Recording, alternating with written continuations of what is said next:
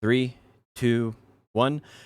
What's going on, everybody? Welcome back to episode 66 of the Nerds and Words podcast. Today I'm joined with SoFrosty, Blind Bear, and Kerr. Thank you guys for joining us. Today we have a good amount of news. Most of those things are being saved for the Caltheon Ball. But before we get into all of that and talking to SoFrosty, I'd like to know what you guys have been doing this week. Kerr, can you start us off? So I started the grind for like C20 armors and like Caffressing up my accuracy offhand. So I've just been kind of pushing silver and buying Caffress. Plus I got finals this week, so my week's kind of like kind of a little all over the place. But it's about time for some degen hours because I'm gonna have winter break coming up. Starting Wednesday. Yeah, so you're going for all the Caffress, right? You're going for all of it? Like I all need C20? 50. So all my armors are C9 and my accuracy offhand is like C4. So I'm getting enough Caffress to like straight away make all my armors from C9 to C20 and my accuracy offhand to like C9 or maybe C12. I forget. So it's like 54,000 Caffress. And I'm 10% of the way there currently. My goodness. Yeah, I kind of gave up on the whole Caffress grind. So whenever I get Caffress, I just put it in there, and that's about all I do. Because anything more than that, I don't know. I just can't be. I'm not motivated enough anymore to grind that much. I guess is the better way of saying it. Right? Yeah, motivation with me comes in like waves. I'm kind of at like the peak of one of those highly motivated waves for whatever reason. So I definitely can understand the motivation. I think the biggest thing that motivated me is more so just like the prospect of, playing a different class and just seeing how much damage they're pumping into the game with these class reworks. Like, true. it's gonna be. Kerr's I feel like not it's gonna telling be the a whole lot different. story. Kerr's not telling the whole story. Wait, what part? He's motivated by getting slaughtered in the dungeon, and he's tired of dying in there first, and he doesn't want to die first in there anymore. So he needs some Caffress stones. Dude, honestly, I'm probably still gonna die in there regardless on Tamer. Now that I can't linger tree climb anymore, so feels bad. But it's okay. Soon Sorry, I'll it be won't like a Valk or something, and I'll be like 10 times tankier. So no stress. Yeah, I haven't really done the whole lot of dungeon and stuff like that. But what do you guys feel about like overall? I guess before we get into all that, let's go on. Blonde Bear, how was your week? Well, I've been reading the fourth Dune book called God Emperor of Dune. Fantastic, one of my favorite books. And I've been grinding for the Merchant Ring. So, well, that's going great. I've seen 4 of my friends get it in the last week and a half. One of them getting 2 of them. And, feels pretty bad. But you know what? Hey, Now, this is RNG, baby. Last time you were here, you're at like 820-ish hours or something like that. Yes, How many hours are you at now? I am now at 875, 876. I have a tally on one of my Discords. I just can't find it right now. It's in the 870 something. I have literally a quarter of the 800s to go, and then off to 900. So, how many Caffress stones have you by yourself generated? Ooh, man. Well, enough to get C20 in my gloves and boots, C10 in my Griffin helmet, and then I've sold numerous amounts of Caffress. Probably like 50 to 60 some odd thousand, maybe a little more, a little less. Because I was buying Caffress prior to Olin's, right? Maybe close to like 60 to 80. It really just depends, because some hours are bad hours, some hours are good hours. And now the buff is like, whew. My Feels goodness. good. Yeah, that's good. That's a lot of Caffress, but to put that in perspective, isn't it like almost like 30,000 just for like C20 and like a dandy or something? It's like 24, I believe. Well, the weapons are way more than the armors, so Okay. I don't know. The armors are just like the big one, but I mean, if you don't want to go Black Star, then the weapons are the way to go. Right. To take an armor piece from C9 to C20 is 15.8k Caffress. So that's you. Yeah. Basically, So it's what not you- as bad. Yeah, it's not near as bad. You technically be at 60,000 then, which is very realistic for the time you put in. You would have enough for C20 in all your armor then. Yeah, Wow. which I already had some at like C9 before we like Olin's even came out. So Right. I made some back, and then I've just been stacking Caphras. I put a few thousand aside for the Fallen God coming out, and I've got a few thousand I'm ready to sell as soon as this ring drops. So I'll be supplying the market, guys. Don't worry. How many Almost are you getting coming now in an hour there? Um, Like- it's hard to say because before it was like anywhere between like 70 to 100, depending on a good or bad hour, depending on the group. Now it's Mhm. kind of complicated because Arsha, there was a lot of like drop events, so like people's numbers were inflated for a period of time. Mm. And then like it depends on your FORs. If you get like a really good run of FORs, you're popping RNG buffs and you're on Arsha, you get like an FOR every other pool. You're making like 20 more than you normally would. Versus like we went and did an hour and got like no FORs. We were incredibly unlucky. We got one FOR, I think, in the whole hour, and it was like 20 less than what we got before, which makes it look like the buff wasn't a buff, even though it is an average buff. We just need more people doing Wow, that's more hours. So how many hours do you have to put in for a good sample size then? It's got to be like 100 for multiple participants, or just like a few hundred hours, close to 1,000 probably, just because it's just too hard because you have so many groups of varying size that like even on the average trash amount, like you can see like I know I'm getting more Caphras. It's just like it really feels like a 10 to 20% buff like overall, but it's good because you're seeing more Caphras flow. You're not as reliant on the FOR, but the FOR is pretty important. Right. I would say you just got to do about 870 more hours. You should be good to go. Yeah, for sure. Yeah, totally. Look at him there. He's about to cry. Pick a man when he's down, bro. Jesus. This man's almost 1,000 hours deep, and you guys are just like, just do it again. It'll be all right. You know, and I perspective wise, like, oh well, people have done 3,000 hours of history, or they've done 1,000 hours of potion grinding. It's like, you know what? I take it face value. RNG's RNG. It is what it is. The only thing is that you have to make groups for this and have specialized elixirs. Right. For solo grinding, it's like you just go in and do it. Again, if I that solo whole group grinded thing. Olins, my hours are probably double or triple what they are right now because I spend so much time sitting around trying to make a group. So yeah, we'll see. So Frosty, welcome to the podcast. How was your week? My week was good, dude. I spent most of the week trying to get Kerr to get Caphras done so I could bring him back to the dungeon. Another thing. Sorry we couldn't coordinate last week. That was like rough. You had like an ad going on or something like that, and it didn't quite work out. So feels bad, but I'm glad we got to have you on this week for sure. Mm-hmm. No, I'm just grinding, man. I'm trying to save up money for in case they give us a hammer, so I can put orders up on Pen Blackstar, or I'm really like long-term goal. I'm saving up for a Pen Dawn earring, a second Pen Dawn. But if I could put orders up on Pen Blackstar Awakening, would be kind of cool. Yeah. Are you going to try to put a pre-order up every time one gets listed because of the notifications, or are you just going to try to put one on your class? Yeah. And do that? No. Every time one gets listed, that's the hope. But I don't. One, I don't know if they'll give us hammers, and two, Awakening are so rare.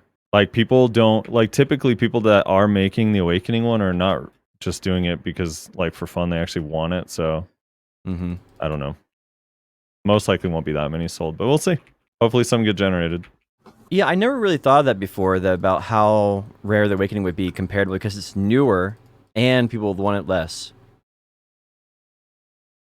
Yeah, well, statistically speaking, it's worse stats, right? It's like a slightly worse benefit, but it's it looks so much cooler. I don't know, like even though obviously the main hand one is nice, but if I could, I would gladly take the Awakening instead if I could swap them. Yeah, I've seen the Awakening Black Star in my Musa and on Corsair now, and both those lists look incredible by comparison. I couldn't imagine not having both already for almost a year now. That's kind of cringe, Frosty, that you don't. Yeah, I know, dude. Dang. I'm just kidding. Man, kick a man while he's down, all of us, huh? Not all of us main tamer and make that much silver per hour, all right? Some of us are on Kuno, all right? So, Kerr, you said you had some questions you wanted to ask for SoFrosty? Yes. Okay. So obviously, I'm pretty sure you all know SoFrosty, but if you don't, SoFrosty, give me what's your salesman pitch? What's your spiel? You know what I'm saying? Like, introduce yourself. Like BDO wise? Yeah, dude. Why not, dude? Who are you? Who are Yeah. you? Who are you? I mean, I've been playing BDO since Dark Knight came out, which is why I have the Dark Knight image today to represent my favorite class and the community that loves me most. And like right when Dark Knight Awakening was coming out is when I started playing. And I don't know, I've just been playing the game ever since, and I really like the game, and I don't really know how to do a salesman pitch for myself. No, you're doing good. I play the game a lot. So why is it that you deserve to be the spokesman / representative of the DK community? Because I'm on board, dude. Well, here's the thing. DKs are sometimes they need a little bit of tough love, and sometimes they need to be reminded how good they actually are. And then sometimes they need someone to come to their defense that's outside of the DK community because they have a reputation, of being a little bit dramatic or exaggerating. But this week, I'm here to come to their defense because their PvE got nerfed on Global Labs, and it was unjust. What exactly got nerfed about it? They just removed the PvE crit on like 3 major abilities, and then removed the hits on one of their new abilities that helped their PvE a lot. Oh, that's it? Yeah, dude, that's it. Nothing major. Just, oh no! Just some fat nerfs that are kind of don't make any sense and leave us all kind of scratching our heads because Suck Lawn got buffed at the same time. Yeah. Now, some of these were like 100% that went down, right? So how, if you could, like, we also have crit from like add-ons, and we have crit from just 5 crit rate from their perks, right? How big of a nerf do we really see this being from like 100% down to 50%? Is that really like a 30% crit nerf, or what do we know exactly what that would be? Well, I'm not a mathematician, but here's what I know. I know that even if they have their tier 3 add-on up, which they'll only be able to have every 12 seconds, it's 30%. And they don't have any self-crit buffs whatsoever. So it's their add-ons and then their level 5 crit, which I believe to be is 18%, which would give them, 48% crit rate. So on a skill like Wheel of Fortune that before had 50% crit, now they only have 48% crit. And crit is a 2x multiplier, so that's a huge loss. Right. Yeah, it's a very big loss. In damage. And I don't... The thing is that's dumb about it, in my opinion, is that even with the buffs that they got, I do think that they were brought up quite a bit, but not nearly enough that they would be justified to be nerfed, especially with how much they got nerfed.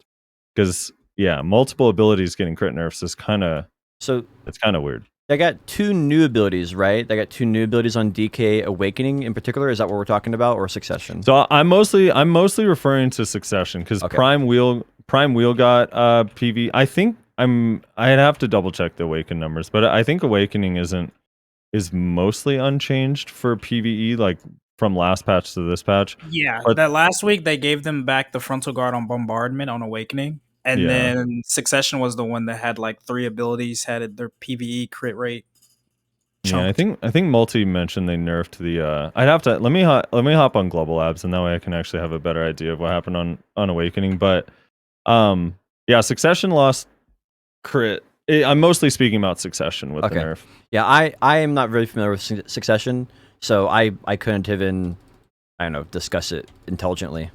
My main thing for DK is that I feel like the Awakening is going to be really, really strong now, because they gave it 2 new abilities with really strong AP scaling. Anyway, I was really curious because I thought we had contradicting opinions, but I think we're just talking about different sides of the same class. Well, here's the thing.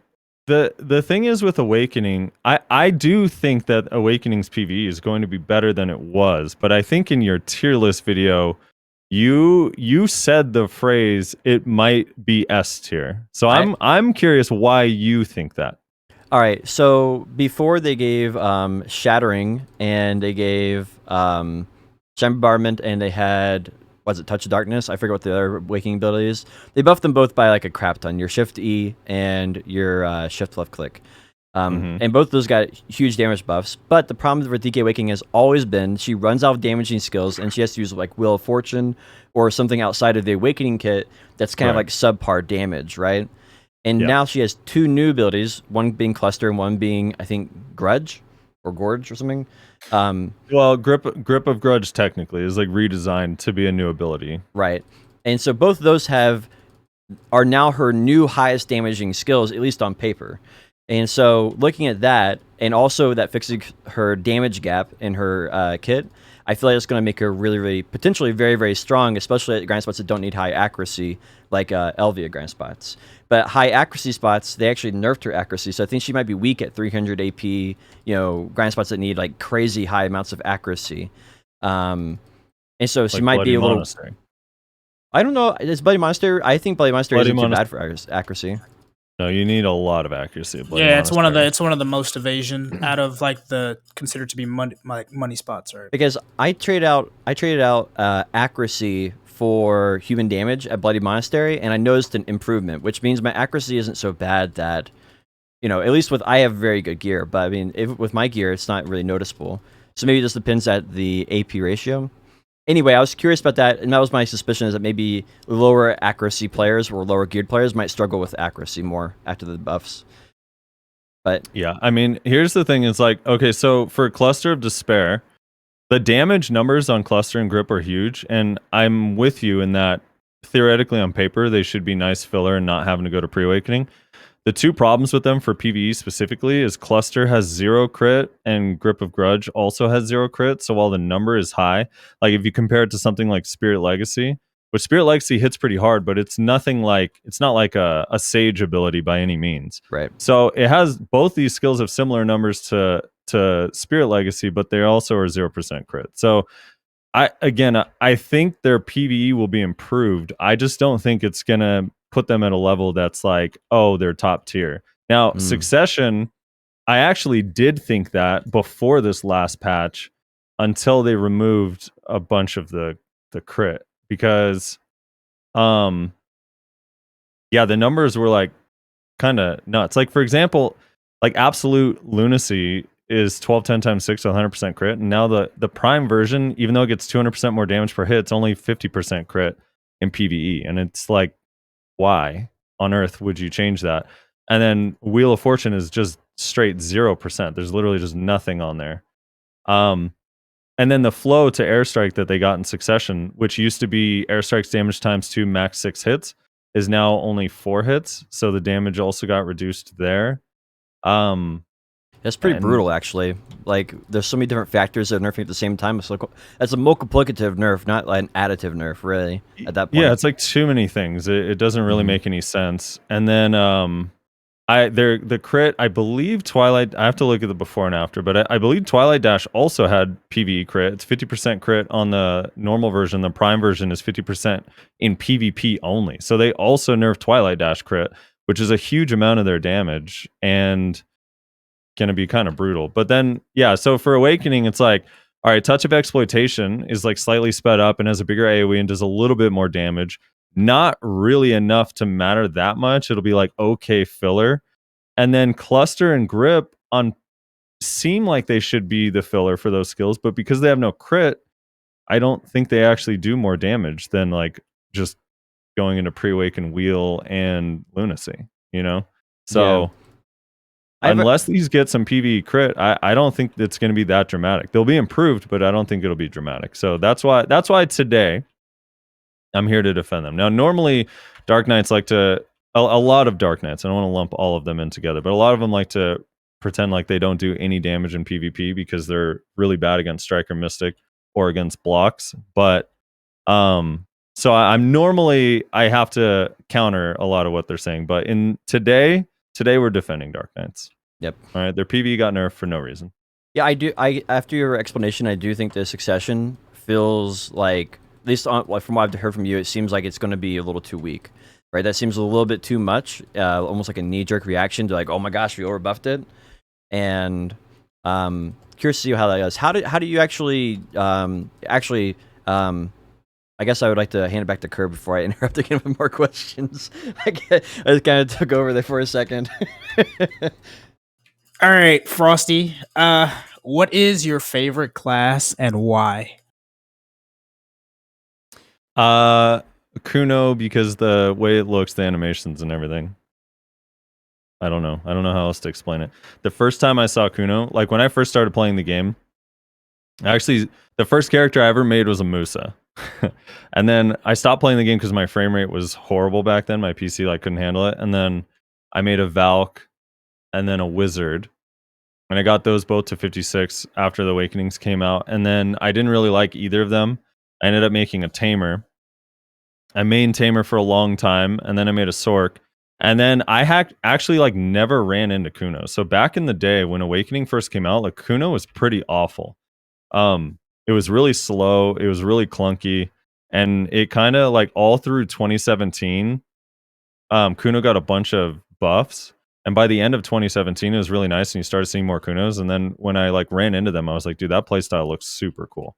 And I started playing and have mostly mained it ever since. I mean, I've swapped back and forth depending, but yeah, I don't know. I've always just liked the way Kuno looks and feels. Dude, for some reason I was expecting you to say Mystic because I remember like you were speaking pretty highly about how much fun you had on Mystic. Yeah, when Mystic came out, that was some of the most fun that I ever had on like a new class. Ever. But the thing is that the reason why I wouldn't say Mystic over Kuno is because after a couple of months, like that fun wore off. Whereas like Kuno, I've never like not enjoyed Kuno. It's just that it doesn't make any silver in PvE. So I've always had to like try other things. But Kuno, I still like anytime I play Kuno, it's always been fun. Whereas Mystic eventually got boring to me. But yeah, that first couple weeks when Mystic came out was ridiculously fun. I mean, the way everything flowed together, like, I mean, we didn't have all this quality of life stuff that we have on a bunch of classes now, and the connection stuff and how improved like everything is. People kind of forget a lot of stuff had long pauses or breaks in between skills. So Mystic was just like incredibly fluid comparatively back then when it first came out. So it was like, it felt super fun. I guess it also helped that you had Spiral Torpedo, which was like a 600 HP heal that went through frontal guard and a super armor and CC'd.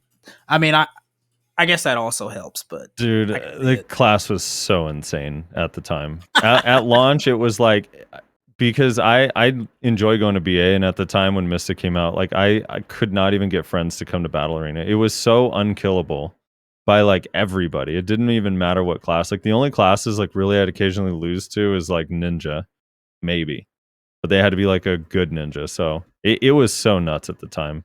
And you just put this like back then when people didn't even care about stamina because everyone had so much, it still was running people out of stamina. Like that's how nuts it was. Yep. All right, so to transit to like, I guess like pivot directions. So, and this kind of ties into like some of the stuff that they talked about last week. So the Arena of Solaire. All right. Mm-hmm. What? So, and you guys can also answer Potion and Blonde, but Frosty, what do you think? Like, so it kind of ended up turning into a big argument on my stream recently. Do you think the Arena of Solaire should be capped or nah, or it should include both, like an uncapped and a capped bracket? You should explain it so people understand what that is. So basically, as part of last week's Global Lab patch notes, they came out with a summary of all the changes that they've done in the past 3 months. And they left this little tidbit at the bottom saying that they will continue with balancing as they introduce the MMR PvP ranked arenas, Arena of Solaire. And they didn't really tell us much more. It was just kind of like a hanger at the end. Yeah. So originally when they talked about it, let's see if I have my note here. Originally when they talked about it, they had mentioned Arena of Solaire would have 1v1, 2v2 arenas and 3v3, 1v1, 2v2, and 3v3. So as long as they're sticking to that, hopefully they are. So what they said they were gonna do is have you'd be using your own gear, but it would be gear capped, somewhat similar to like Node Wars, at like 620 or 630 gear score. I think they said the first season would be 620, and then after that would be 630. And again, this is from like way back in the day when they first lied to us about all this stuff 6 months ago. Never forget. It might be, they might have different plans now. But that's what it seems like they were gonna do. For me personally, I think in a perfect world, if the player base was big enough, it would be awesome to have a capped version and an uncapped version. But I don't think the BDO is there right now, so I think you really can only have one version, so that way there's always people you're queuing into. And I think cap just makes the most sense. Now, personally, I don't like trials. I think the gear set on trials makes some matchups and some classes feel kind of weird damage-wise. But I think being able to, if they have like the 620 cap where you can use your own gear and set up your own crystals and kind of build how you want to fit in that 620 PvP cap, kind of makes the most sense. I think that would work pretty well. My main problem is the player base being too spread out. I definitely think it should only be a 1v1. I think that they should probably not do the 2v2 or 3v3 unless the 1v1 proves to be popular. Because those demand twice the number of players for 2v2s and require 3 times the number of players as 1v1s for a 3v3. So I think that the idea of a 2v2 and 3v3 is good for the game and should exist if the player base can support it. But right now, it's kind of unproven that we can even support that, right? Because we can hardly get 20 people to go into Red Battlefield, let alone, 6 people signing up for Red Battlefield and then this new game mode, right? So I would like to see him try it with 1v1s first, and then if it's popular enough, then do 2v2s or 3v3s later. To be fair, I think the reason people don't do RBF is because you see the same 3 classes dominate everybody, even if they're on a trial character. I think it's kind of different, and it's been the same map since 2016. I think that's the main reason why it's not as popular in RBF, to be honest. But even then, RBF is obviously at low times during the day, it's only got 15, 20 people on it, but there's a good 6 to 10 hour stretch every single day where one of the RBFs is full and then 2 others have 15 or 20 people. I mean, there's plenty of people that would want to queue up, for sure. And leaving out 2v2 and 3v3 would be absolutely disastrous. That would be a horrible 2v2 teamwork. All right, here's the thing about 1v1s that you have to understand, because I personally do care about 1v1s. I think 1v1 arena would be super fun, but the thing is 1v1 gives you anxiety. 1v1 gives a lot of people ladder or queuing anxiety, because everything that happens is on you. It's either you're frustrated because something you did, or you have to blame yourself, or if you practice and you lose, you feel bad and you lose your rank and you have no one to blame, or you are going to just blame class balance. Whereas in 2v2 and 3v3, you're playing with your friends, and your friends make mistakes, and it's a lot more fun and lighthearted and less stressful and frustrating. If you guys lose, you guys lost together. You know what I mean? Mm-hmm. Or 2 people blew you up. It's it's just way more casual. There's no way on earth you could have a 1v1 arena and not give us 2v2 and 3v3. Now, if you think it'd be too spread out, if they think it'll be too spread out, then maybe just do 3v3 and 1v1, or just do 2v2 and 1v1. But there's no way you could only do 1v1. It just makes no sense to me. I think that. I think that we've had RBF and a lot of the generalized PvP for 5 years for a lot of players, and then for other players, it's 2, 3, 4 years, however long you've been playing the game. And that may not seem like a lot of people join in RBF. I think that people have been begging for something like this for a very, very long time, since the beginning of the game.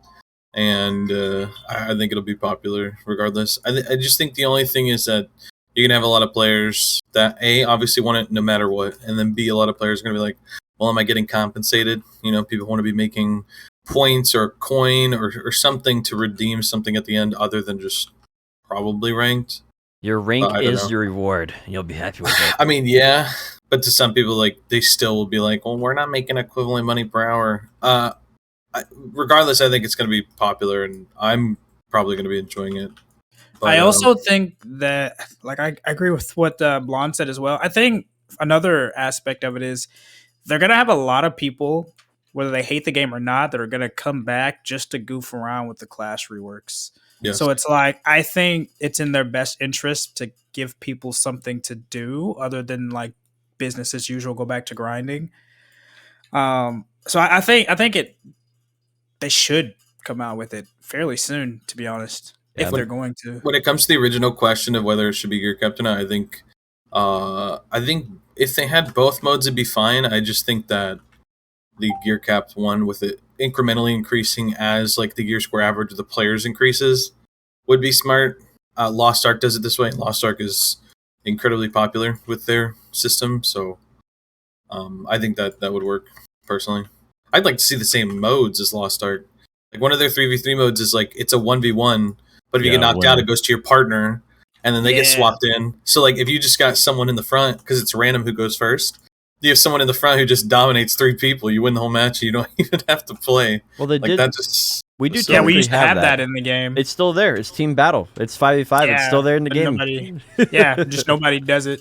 Yeah, but you know why nobody does it? Because it takes you even when it was brand new, the queue, like it took you a while to get a team, a super long time to get a team, and then once you were in it, your wait time between matches was like 30 seconds, plus you watching the fight, plus if a player lost in the first round, you could they would just leave, and then your team would be screwed if you ended up in the 5v5 thing at the end because your teammate left. So like basically everything about the system was bad with team battle, even though the idea of like doing a bunch of 1v1s in a row is actually pretty cool, but they like set it up so poorly. That's like really bad.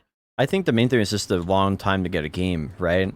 Because like once you take one time to get a long game and it's brand new, you're like, I'm never doing this again, and then this is dead, right? That potential player is just gone forever, and that's why I really feel like it's important to start small with the 1v1s and just guarantee quick matches back to back to back to back to back, just because that way it'll grow in popularity rather than shrink. But if you come out day one and you have 2 people queued for 3v3 and you have 2 people queued for 2v2 and you have 1 person queued, you have 6 people there and they're all willing to fight, or I guess 5 people there, but yeah, you have 5 people ready to fight, but they're all just waiting, right? And so I feel like that's the risk, right?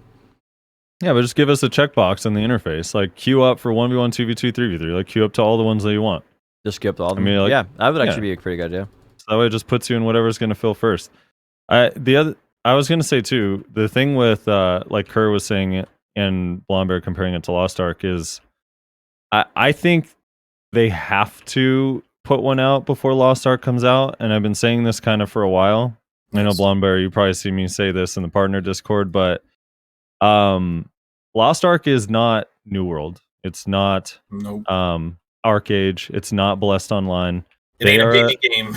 Yeah, they are an actual game that people very, very, very much enjoy. Yes. And one of the major appeals to that game is its arenas are incredibly fun, and it doesn't require you to play for a super long time to participate in the arenas. And BDO is one of the things people enjoy BDO for is the combat, and to not let people participate in the combat outside of Node Wars is just very, very weird. So there's going to be a lot of people that are going to switch to Lost Ark, try out arenas, and then be like, yeah, I'm not going back to BDO until they have arenas, because that's what I want to do. 100%. Yeah. And another thing that Lost Ark does really well is they kind of solve the issue of, but if we get 1v1 arenas or whatever, it'll only end up being these X3 classes that are at the top. Well, Lost Ark really solves that by having an overall ranking, and then you have a secondary ranking within your class. So it's like, okay, you may only be, rank 20 overall because you play a niche specific class, but you can be rank 1 within your class as well. So it's like, okay, it's like even if your class isn't the best at 1v1s, you have the best win rate in matches that you should lose. Therefore, you are the number 1 guardian. Right? Yeah, their whole system is really, really awesome and intricate. And yeah, it's a really good idea. It's a really good system that makes it so, okay, even if you don't play a like super meta 1v1 class, you still have your rank within your class, so you're still able to rank high. I do feel like people keep looking at Lost Ark as a PvP game, but it's mainly a PvE game.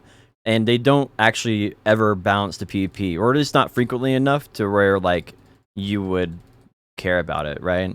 So the classes like Nico Tulo, I've been following him for a while, and he plays it all the time, and that's just he mainly does a PvP on there, and he has a lot of fun, but it's just not a main PvP game, and so I think it's an MMO.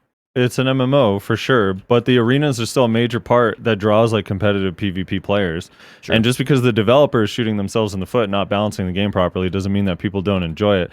Like, I actually watched a video from that guy that you talked about, and he literally like there's thousands of forum posts of people complaining, like, please balance the PvP, because they care about it and they want to PvP. Mm-hmm. Literally all he's done for the last two years. He really has done only nothing but that. Nothing but ranking in Russian Arena on Lost Ark. Yeah, especially because like the PvE, as good as it is, it eventually divulges into, okay, you hop on. Have you like do your chaos dungeons for the day, do your 2 raids for the day, and then if you haven't explored all the island, explore an island and then go play something else. Yeah. So like, as much as they don't base it around PvP really is the long-term appeal of the game. It's like WoW style of like, once you like catch up to the content, you're raid locking and then waiting for new content, and while you're waiting for that content, you're doing laddering. Yeah, I honestly see Lost Ark as a more as like a newer top-down version of World of Warcraft. I mean, the raids are as difficult as Mythic raids in a lot of cases. You have raid lockouts, and then what you do in the free time, PvP, right? And it has dailies. A lot of similarities. Yeah, has a lot of dailies. Woo. And so. And with the updated combat, right? I think there's no reason why anybody who would play World of Warcraft wouldn't just hop over and play Lost Ark. Wouldn't want to play this game. Yeah. Which is the perfect time while World of Warcraft just burns. They're literally eating their own shit. Yeah, literally. Yeah, and it's super accessible. Like, you get to like level 16, 17, and you're able to do PvP in the arena. Yep. Mm-hmm. I've been thoroughly impressed with a lot of things Lost Ark has done, and looking forward to that. Going back to like BDO's arena, I think I would prefer as a more dedicated grinder that the gear score means more, but that inherently just means the pay to win means more, which then means the entire thing's kind of pointless. So I do think the gear cap ultimately is the only choice to have a viable PvP arena in the long term. Like, you have to have some type of gear cap, otherwise it means nothing. Just like open world PvP doesn't mean a whole lot right now. Exactly. Yeah. No, I've been wanting, dude. I've been wanting arenas forever, man. Like, I know a lot of people are like, oh, they can't do arenas because it'll show the PvP imbalance. It's like, first of all, we all can already see the PvP imbalance, that it doesn't matter. That's not a reason to not add them. If you don't like the balance, or if you don't think the arenas are fun, then you just don't participate in them. But to not have them at all because of how you personally feel about the balance is like, just makes zero sense at all. I think in a perfect world, right, we would like them to fix balance first, fix the existing PvP modes first, and then do arenas. But they're never going to do that stuff, right? They're never going to get a perfect balance in the game. They're not going to balance karma or time to kill or CCs or whatever is your complaint, right? They're never going to do that. So it's better to have some new content people can actually dive into and enjoy. At least some people can enjoy, rather than hoping that they're going to fix something eventually. So anyway. I do hope there are rewards, though. Like, what? I think there gotta be rewards. What do you want? What are we talking here? So this is just me personally, but if I could play arena all day, let's say if I spend right now 8 hours grinding, right? Let's say I spent a full 8 hours grinding at an efficient spot and I'm making 500 mil an hour, right? So you can make basically 4 bill in a day. You spend 8 hours grinding. If I could sit in battle arena for 8 hours and I made even 1 bill, would be satisfying, because at least that way I'm slowly progressing something, and then have like either the ladder ranking, because they said they're going to do MMR ranking system. Let me get some like legitimate, unique cosmetic weapons that are awesome, that are exclusive to the arena, and the only way to get them is through like laddering. Like, maybe you can have like low level ones where if you were in the top 100, and then have better ones for like top 1 or 2, and just change it every season, like add new ones. I think would be really awesome and make people actually want to participate in that stuff. I mean, add in things like BMCs and CAFRs, because it's like, okay, well, you added in this weekly quest that requires new players to have a shit ton of magic shards. Fuck it, make it so you get a couple magic shards here and there as you're doing the PvP, and that would introduce new players / returning players to it as they're trying to get those pin armors and weapons. I don't inherently disagree with having some type of reward attached to PvP, but I think you have to be really careful with that, because if you make it anything that's remotely relative to grinding or active income, then people can just macro it and just earn money AFK, right?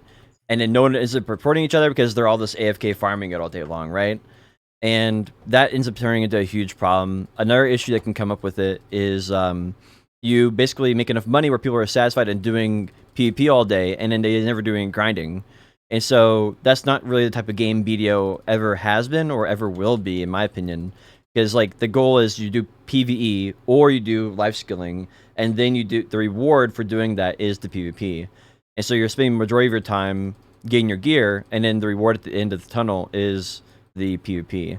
So I don't know. But being handcuffed by the fear of macro, first of all, people are already using macros for cooking and life skilling and PvE, and it's like so much easier too. Like, I mean, you're literally running in a circle killing mobs. So there's like zero reason why, if the reason is because of that, if they're going to choose to use their macros and stuff in PvP and just make way less money than doing their macro or whatever situation that they could just do in PvE, then fine. I mean, like, have a Also, report system and let us, just ban them. But like, not giving a reward because people might do that is still like bad. Like, obviously it has to be limited, but like even the comparison I said, what would it be if you did like 8 hours? It'd be like 110 mil an hour, 115 mil an hour, and still just have like cosmetic rewards would be fine.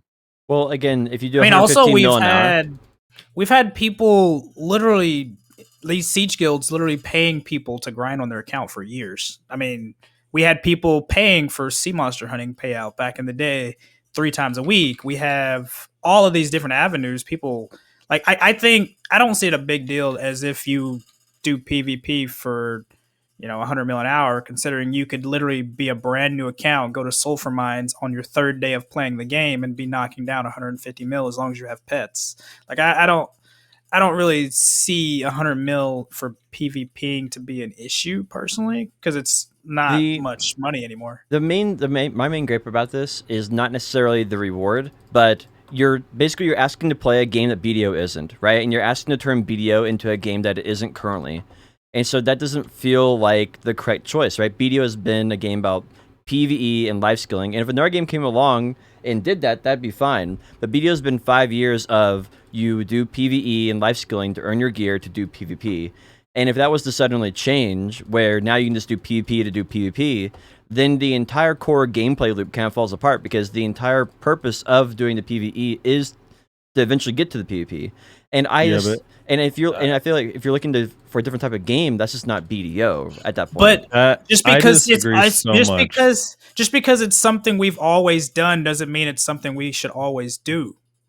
It also doesn't even change it for, like, I enjoy grinding, and if I was making 110 or 150 mil an hour, I still would grind sometimes because I enjoy grinding, and you don't want to PvP all day. But like, the game, to say it's like only a PvE, first of all, it's a sandbox. Like, the whole idea of it is sandbox. And when they sold their game to us when it first came out, if you watch any of the demos, if you watch any of their old tech demos, if you watch any of the patches, like, if you watch even their like testimonial stuff and promotional materials, they always talk about the PvP stuff. And we have gear cap node wars that you can participate in, and you hit the cap after playing the game for 2 weeks. So it's like, that glass ceiling that you're kind of stuck under, Potion Chop, has already been broken. Like, we already aren't that anymore, and people are still PvEing just the same, and people are still like doing PvP node wars just the same, and it's fine. Like, there's no reason why, like, to just define the game and pigeonhole it and like, yeah, well, we just weren't a PvP game with arenas at launch, so we'll never be that game. It just makes zero. It's like the totally arbitrary reason not to add arenas, that for no reason. Like, maybe in a future game we'll do it. And it's like, well, but that's what your player base wants. Like, a portion of them want that, and if that's going to keep them around, it's 100% worth adding that in. I also think that's one of the reasons why BDO has kind of been so stagnant for so long, is the inability or the fear of change and trying something different and outside of the box, right? Because, like, what was the in-game content in 2016? Node War, Siege, and RBF. And we're less than a month away from 2022, and what is the only 3 in-game activities that we have? Node War, Siege, and RBF. Like, it hasn't changed in almost 6 years now. So, like, I don't think it's bad for them to make PvP be a more center point part of the game early, Well, I would argue now, or if you're going to the do main it, appeal of just your say gear, the main appeal of your gear is the 1v1 arena that they added to the battle arena, right? And then also tournaments. That's like the main draw to a lot of it is just getting down and getting into a tournament. Like, if their philosophy is like that wasn't our game, then they need to come out and be like, hey, we're never going to add arenas. We're never going to do a ranked system because our game is a PvE game. Just say it outright so those of us who want that can quit and play something else instead of like being baited by it. If that's like a legit reason, like, hey, you're never going to be able to make money with PvP. Like, we know they want you to be able to at least to some extent because they like slowly add it here and there. Well, it's because people complain about it on time. They don't do it because the developers think it's a good idea. They do it because they read Reddit threads day in and day out about Battle Arena doesn't give it enough, or Red Battlefield doesn't give enough money, and so they eventually just like, well, here's a bone, like, be quiet, please. Yeah, but they gave Node Wars rewards when it first came out, and the money was like relative to what you were getting was a lot. It just became outdated. It wasn't because the developers didn't want you to earn anything from it. It just became outdated. Well, and it was difficult to balance. People were using that as also an exploit to like transfer money to different people. But anyway, like that, you make a good point. I don't think there being some rewards is a bad thing, but those rewards should be things that aren't related to the economy. They should be like titles. They should be like cosmetics. There should be like you get some cool emote your character can do if you get like #1 or top 5 or something like that, right? Those are good rewards in that case.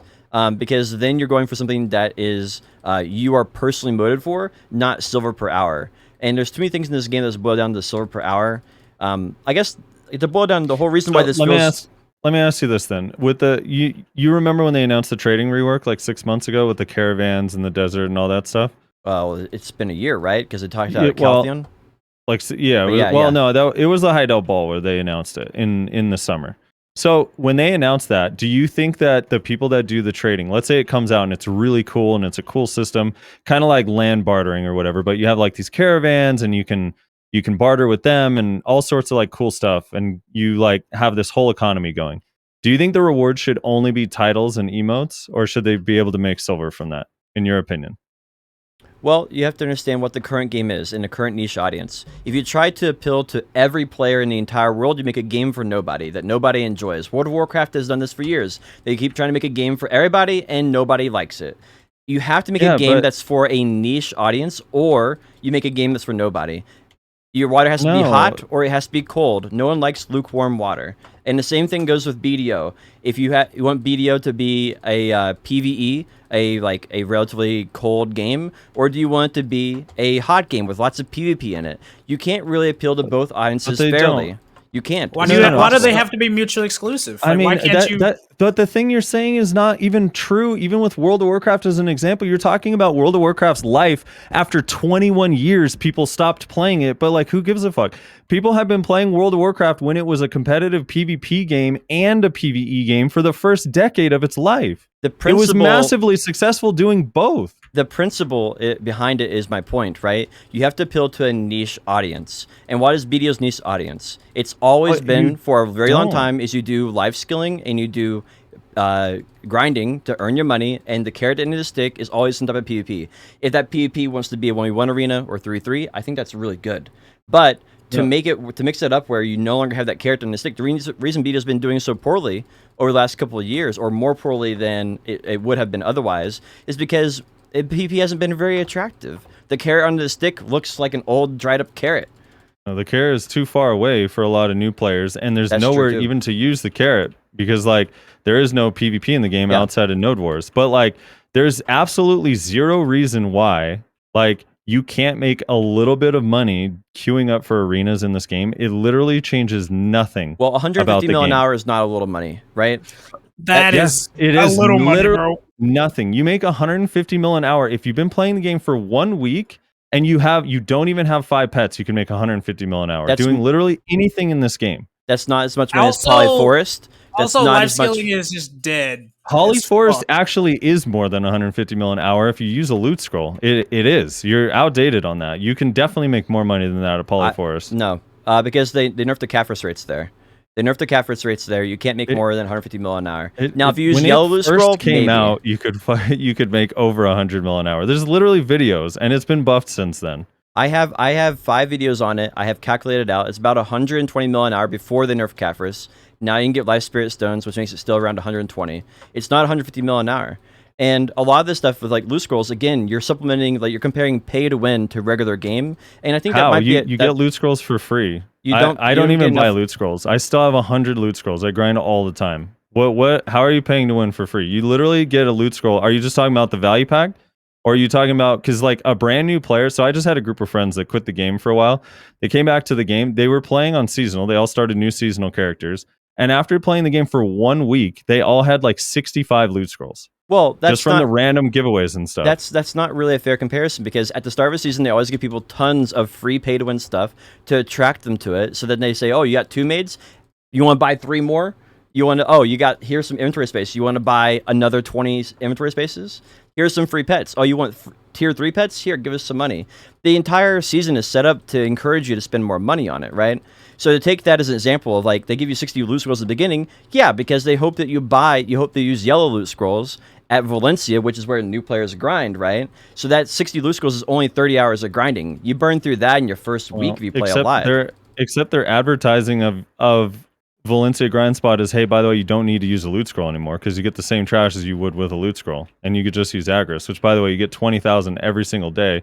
You can also pop a temp buff, which is effectively similar to a loot scroll. This is diverting the conversation. This is not the conversation topic. What's the problem with spending a little money on something that you're getting 60 hours of entertainment a week from, bro? You can't even go to the movies for less than $20 nowadays. So you guys keep deflecting the conversation over and over again. The point here is that a lot of grind spots, you can't make 150 mil an hour pretty easily. Yes, you can. You very easily can. You don't even need a loot scroll. That is wrong, Potion Shop. I promise you, you are wrong. You 100% can make over 150 mil an hour at a lot of grind spots, even without a loot scroll. You can make it several, but not a lot. There's not a lot of grind spots in this game that 150 mil.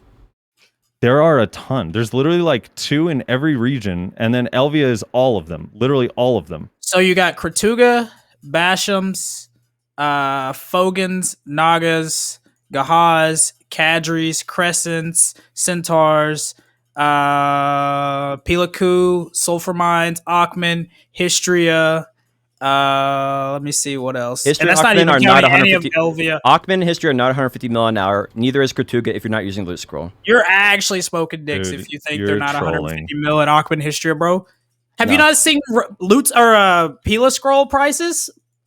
It's not. You don't get that many. You get maybe 10 to 20, right? How much money is that? You get trash, you get 10 to 20, you get Kaffir Stone. Ever since they buffed Kaffir Stones, and again, you still can just... You're getting 20 Kaffirs every hour, so that's right 60? There. That alone is 60 mil. But that's with loot scroll. That's with loot scroll. Without loot scroll, you get 10. I mean, they give you loot scrolls. You just get loot scrolls. But even without a loot scroll, you still make a lot of money. They give you a ton of loot scrolls. The only thing you need is a value pack. So if you're playing free to play and you don't want to pay for a value pack, it'll be a little bit harder for you. But you can still make more than 150 mil an hour once you have gear at so many places. So it doesn't even matter that much. The point is moot. 10 Kaffirs, 7 loot scrolls an hour. That's how much you're going to be getting without a loot scroll, right? Because a loot scroll doubles the amount of Kaffirs you're getting per hour. Doubles. It's 100% more Kaffirs. It's 100% more loot scrolls, right? So you just pop you pop the 50 mil 10 buff. My original argument here is that 150 mil is too much. And I don't know why you guys are dying on this hill. It seems like I think a lot of people would agree that 150 mil is a lot. Because we all grind all day and we don't go to trees. That's why. So we know what it's like at all these other spots. I'm not at trees, bro. I'm grinding. 150 mil is dude, that's the money people were making in 2018. It's so outdated. You literally make 5 times that now. I think you don't really go to these old grind spots. I really don't think you go to these. Which old grind spot? Why? But why would new players go to the old grind spots that aren't good? Why wouldn't they go to Sulfur Mine? You don't need gear for Sulfur Mine. Sulfur Mine is one of the tankiest spots in Valencia. You need literally not even full Pen Tuvala to grind there. To grind there efficiently with newer classes, you need 245 AP. That's really how much you need. You don't. Full Pen Tuvala is 244, first of all. Full Pen Tuvala is 244. And I was able to get Pen Tuvala weapons and some armors, and I didn't even kill a single mob. All I did is get to level 61 and use the free materials they give you.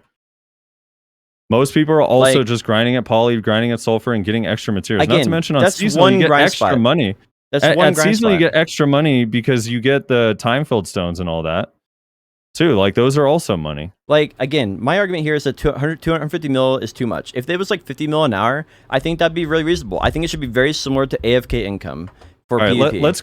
let's go back to your original point that if you can't be like a jack of all trades. You think in gaming you have to have a niche thing that you're good at and you can't do anything else. So what do you think? Give me the negative effects of them allowing you to make 150 mil PvPing in battle arenas, like if you queue up for arenas and do like ranked arenas. Well, give me all of the give me a few downsides. Convince me that wouldn't be good for the game because of what? Blank. All right, so what happened is new players, the most beneficial way for them to get their money would then be to go and get an average amount of gear so you get qualified to even enter it, and then you just go there and lose matches over and over and over again to make 150 mil an hour. How much gear is Pen Tuvala? You don't have to have that is the maximum gear score, not a minimum. They said that they're capping it at 620. What is Pen Tuvala gear cap? That's not the point. It's about how to yes, make it is, money. Because you said you just get the bare minimum money to go make that. But if you can't even qualify for the thing, if you're just losing all the time, are you going to make the same money? Probably not. Well, we just said it's 150 mil an hour. We didn't distinguish between winning or losing here. So now are you going to change the rules on me? If you go to a grind spot and you don't kill anything, how much do you make? You can't change. Versus if you grind cannot efficiently. Change the argument on me in the middle here. The argument was 150 mil. What would be the downsides? I said the downside would be the most profitable way for a new player to play the game would be make a new account and go make 150 mil an hour on a brand new account. No, for a new player, the most profitable way to make money in the game would be to buy a value pack and then go to sulfur mines. Done. And you'll make double what you'd make doing the thing. But you don't have any gear yet. So what are you going to do to get that gear? You're going to go do PvP you wouldn't have any gear in the an arenas either. I mean, you'd have to maybe just make a minimum gear score. I don't know. Yeah, but again, if that's the big problem. You asked me to say that a downside, and I just listed you one. But that's not a really good downside. Like it's not. Listen, this is not your opinion on what the downsides are. This is my opinion what the downsides are. You asked me what my opinion was. I know, but I'm telling you, if you have, you can't tell me what my opinion is. I'm telling you your opinion is wrong and I'm disagreeing with it, but I'm not telling you what your opinion is. I'm telling you if you have a minimum rec, it doesn't matter. I answered your question. If you don't like the answer, then don't ask. You can make more money than that elsewhere. That's why you're wrong. You just won't accept that. You literally can make more than 150 mil an hour as a new player elsewhere. I have a group of new friends that all are playing. They all make more than that. Half of them don't have value packs. I don't know what your test is or where you're grinding, but you're not making the proper money. You're grinding inefficiently for some reason. That wasn't the conversation topic. You cannot stay on topic here, Frosty. This is so hard to talk to you. How am I not? You're saying it's worse than grinding, or it's better than grinding, but it's not. It's objectively just not. If you make a new account, what is the best way to get your gear up, to have enough gear to go to sulfur? Between sulfur and getting the gear. 5 days of grinding, right? Okay, so let's say hypothetically you're right. You make 150 mil an hour. That's the best way to do it in PvP, right? That's a downside. Say you go queue up PvP, best side for 5 days, and then now you have some gear. And now if you're PvPing, you're griefing yourself if you want to actually be efficient. What is so wrong with the first 5 days of them playing? If they want to make money, they go queue up for arenas. Because you're taking away the player choice. Ultimately, you're not. You already are. We don't have a choice right now. You literally have to go do the quest line and go grind in a circle. We don't have a choice. Well, I think what choice are we taking away? How about we try this a different way? When you don't understand why I have an approach to something, how about instead of contradicting me, you just ask, why do you think that? Because then I can answer your question rather than you just putting words in my mouth over and over again. What words did I put in your mouth? And I did literally that. I went back to your opinion on the lukewarm versus the cold versus that. So that whole opinion asked you why. And your downside is that 150 mil an hour would be too much money for a new player because that would be the prime way to go and it takes away their options. Yes, but right now we don't have other options. Sure. And that would only last for 4 days of playing the game. Right now when you come into the game, you can explore the game world, right? And then you get rewarded by doing that through the main quest line. They give you plenty of rewards, plenty of gear. They give you lots of cool stuff like that. You can go grind, or you can do life skilling. That's 3 different options you can do there, and they are all fairly equal to each other. And your gear progression. And so would life skilling is dog shit. You can't even really life skill anymore unless you're literally cooking Jungle King hamburgers or fucking meals. Not like life skilling is dead. We can look down the list right now, dude. There's no point in even fishing. There's no point in hunting. There's no point in alchemy, processing, training, trading, farming. or bartering, you can argue for bartering because you can do it semi-AFK, but they took the choice out a long time ago. So, life skill as has a been new dead. player, The only choice you have is grinding. The- So even if they added PvP and PvP was good, it wouldn't be like, oh, but they take the choice away. We already have no choice. That's not Like, true. That's we not don't true. even have a choice. Because as a new player, you're going to explore those things, and you can make relatively good money doing those activities. When you go and gather meat, you can sell it, and you might not have a lot of energy, but then we're going to do, I'm going to go and do world exploration for it. It gives you fun things to do in the game that aren't the same mundane activity over and over again, right? And it gives you different options. Always you gain choices like, do I want to go and like make another character for more energy, or do I want to go and increase my maximum energy? Do I want to go buy an energy pot, or do I want to go and figure out some way of getting money with life skill that's not involving energy, right? Do I want to go fishing? Like, is fishing good money? And honestly, long term, they'll find out a lot of those are not good money, right? But if they come to the game and then everybody says, the best way of doing it is this X, Y, Z, and you're done, there's no choice in that. And that right now, there is a fair amount of choice until you realize there is no choice, bro. There really is there's no choice right now. There's so many new players that are coming in the game. Every time they join seasons, they all do the exact same thing. All of them do the exact same thing. Yes, they can explore if they want to, if they don't want to be efficient. But if you're going to argue that you don't have to be efficient in the beginning, then the same is true for the PvP arena if it's 150 mil an hour. They don't have to PvP if they don't want to. They can still just explore. They can learn life skill. They can start getting their nodes. They can get energy and quests and do all of that stuff the same as they can right now. Right now, if they want to be the most efficient, they get power leveled. They do the skip quest line, and then you just grind. That's it. That's how you do it. Yeah, and I think right now that is a much more enjoyable version for your average player than going into a PvP arena and making money. Right? I mean, that's just purely your opinion, though. Yes, of course. I mean, we're just talking about opinions here. It's your opinion versus my opinion. Right, but we don't really have any evidence other than this, other than our personal feelings on this, right? Right. But not giving us that option to do that doesn't make any sense. Well, That's what I never said that it should not be an option, right? I just said it should be a very low amount because the amount of money that new players can make is a very low amount. And so in order to not encourage new players to go and do that, because what used to happen is fishing when the game first came out was one of the best incomes in the game. So everybody, what they did is they would just go and fish because it was the best money you could get in the game, even as a brand new player. And so what they had to do is they had to nerf fishing and buff other things and rework the entire economy to make where people just didn't do fishing all day long. Right? And then they found out that people could do macros for fishing and fish even faster, right? And so this became a big issue where people start doing the most efficient thing. And we've seen this time and time again where people do the most efficient thing rather than the most fun thing. And the goal is to keep it balanced. So I think 150 mil is going to disproportionately make people who don't want to be doing PvP do PvP for the money per hour, where I think 100 mil or 50 mil an hour, or maybe a vanity items, right, where you get cosmetic stuff, would make our people who want to do PvP do the PvP, and it's like their badge of honor. Like, I have this costume because I'm the best at PvP, right? And they're doing the PvP, and then they have a badge, a proof of how good they are, right? The reason why people like I can't even talk right now. Stormtrooper title is because it's proof that you got a lot of kills. Even if you cheese it, you still got a whole bunch of kills at some point. That's why people like it. That's why they take a screenshot with their gear score in it and everything with the Stormtrooper title, because it's proof that you did something really cool. And that's why people like going for that. A couple points here. Sure, go ahead. I've been talking too much. So one, with the Stormtrooper title thing, no one should be proud of getting a Stormtrooper title ever. Anyone that's proud of getting a Stormtrooper title, you guys are weird. They lowered the respawn time to 10 seconds. Ever since they did that, you should not be proud of Stormtrooper title. You should be proud if you get 200 kills or 300 kills, not 100. That's the first thing. The second thing, you know why those people are even getting the Stormtrooper title? Because most of them weren't. People were just capping and there were no fights or anything. People weren't even showing up to Siege because they gave everybody rewards in Siege. And now suddenly there's a bunch of guilds on every territory. That's the reason why people are even there to begin with, because you gave them some monetary value. The thing is, the reason why I said 150 mil, whether you believe it or not, 150 mil is very, very low income. The only point in the game which you're not going to be able to make 150 mil an hour is your first 3 to 4 days playing the game. After that, you can very easily make 150 mil an hour if you just do a little bit of research and learn how to grind efficiently. Everyone has access to a lawn. We have a tag system. You can just tag a lawn and make 150 mil an hour at a bunch of different spots, even without a loot scroll.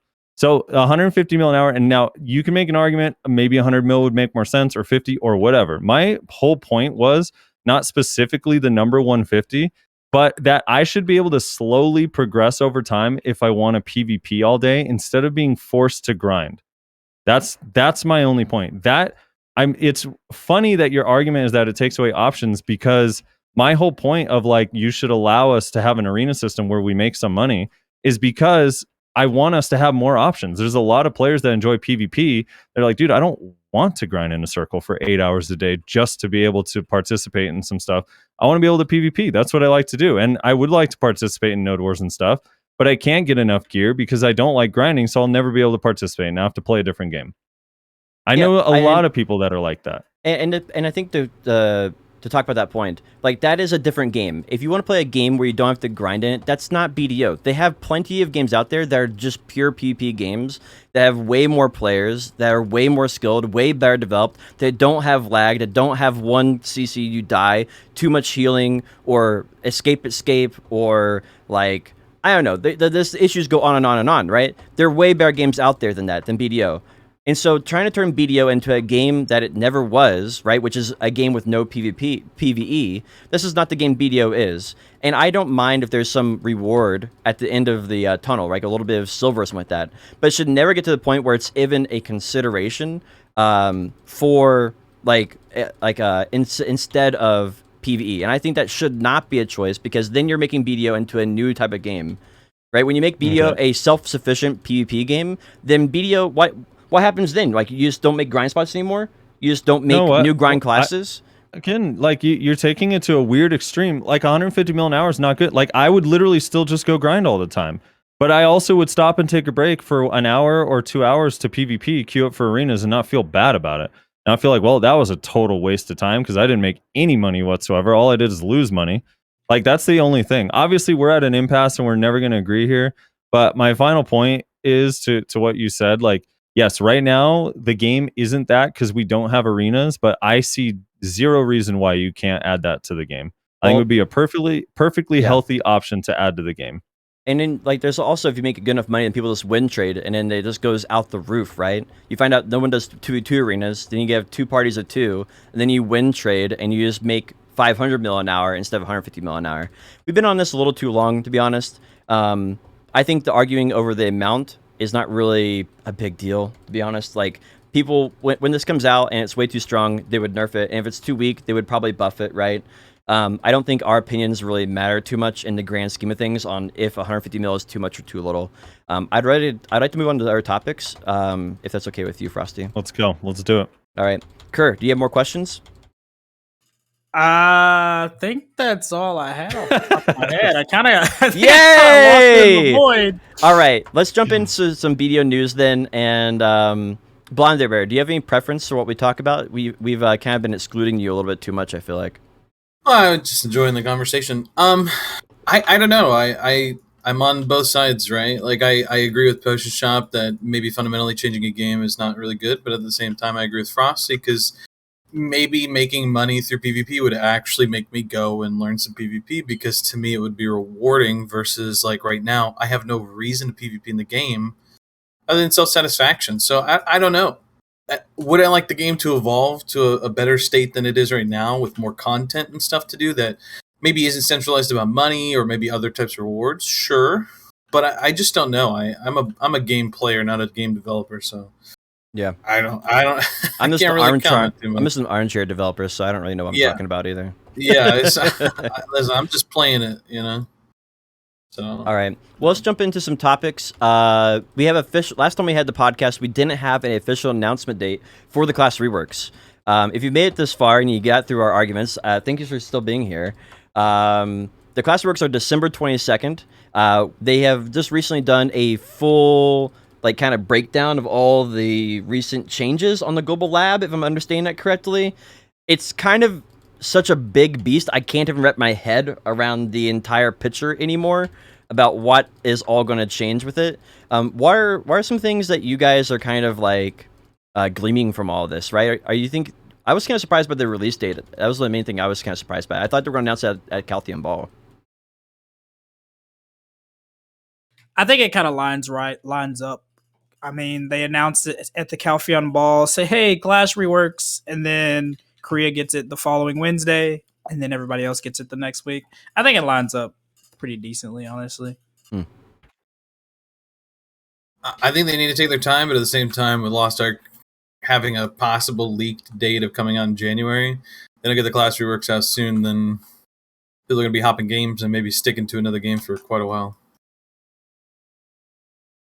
Yeah, I mean, I kind of knew that they were going to try to get it out in December. I'm just irritated that they're doing KR and NA separately. Less so about the reworks themselves, but a little bit more about the start of the new season, because we were kind of on track and slowly getting stuff lined up with KR, and it actually is really tilting to move that and change that again. And I don't know why they would do that. Like, even if it's like, well, KR will be ready earlier, it's like, then just make KR wait 1 week and just release it all together. I think it's I don't know. fear. I think if they're afraid they're going to mess something up massively, and they want to have 1 week to patch it before it goes to NA with balance or whatever. I mean, I get that too, but then why release season? Why not release seasons the same day? Like, maybe give us the rework 1 week later, but give us all seasons on the 22nd. Like, it's just, it just has me thinking like, because people are thinking like maybe at the Calpheon Ball there might be a winter region announcement, and it's like, yeah, well, KR will get that this winter, and we'll get it next winter, because that's how it feels, and it's how it feels like it's going to go back to, and it's kind of irritating. Yeah, I definitely think they can do a lot better job with it. I could argue the semantics of it, right? Of course, but I don't think there's any benefit in that. I think we're on the same page. It's frustrating, right? We've been behind from the very beginning from KR, and we keep having this promise we're going to be on some global patch eventually, and then we're just always on KR patch and then global patch for everyone else. And it's just frustrating, right? I think that NAEU is notorious for having tons of just like immediate responses straight to like Reddit forum posts of rage if something's broken, instead of giving it time and patience. So I feel like if they're doing a delay, that's definitely going to be the reason why. Although I don't agree with it. I don't like being behind KR. NAEU is very quick to have a bunch of people just immediately posting ultra ranty mega threads about something being broken. You're not wrong, but I think you'd be surprised by KRs. I've seen some of the translated KR forum notes. They are very unhappy. They're not too kind either. Dude, neighbors show me the comment section under the new little Clash rework videos they put on YouTube, and they're just getting flamed, bro. It's crazy, and it's all in Korean. It's like, oh my. Well, it used to be, it's against the law to actually slander a company over there, and so like they can actually take you to court if they find out who it is and like your particular comment. They can take you to court and actually sue you for slander against their company. So that was a big thing in the past, but there's been something that's changed in the last, couple of years, where they aren't really afraid of that lawsuit. Maybe it's like too expensive to take us all to court type of mentality. I don't know. Well, I mean, this slander implies that what their claims are false. So that's the thing. It's like, if their claims aren't false, I don't know about that law. I've never heard of this, but even if that is a thing, slander, implies that it's false. So I don't think Kerr's necessarily saying that what the people are saying in the comments are false. They're just complaining about a lot of the stuff. Yeah. It was comments like, you delayed all of that comment or that content for this Keck W, stuff like that, or like backwards F. This is where their developmental hours went, LOL, stuff like that.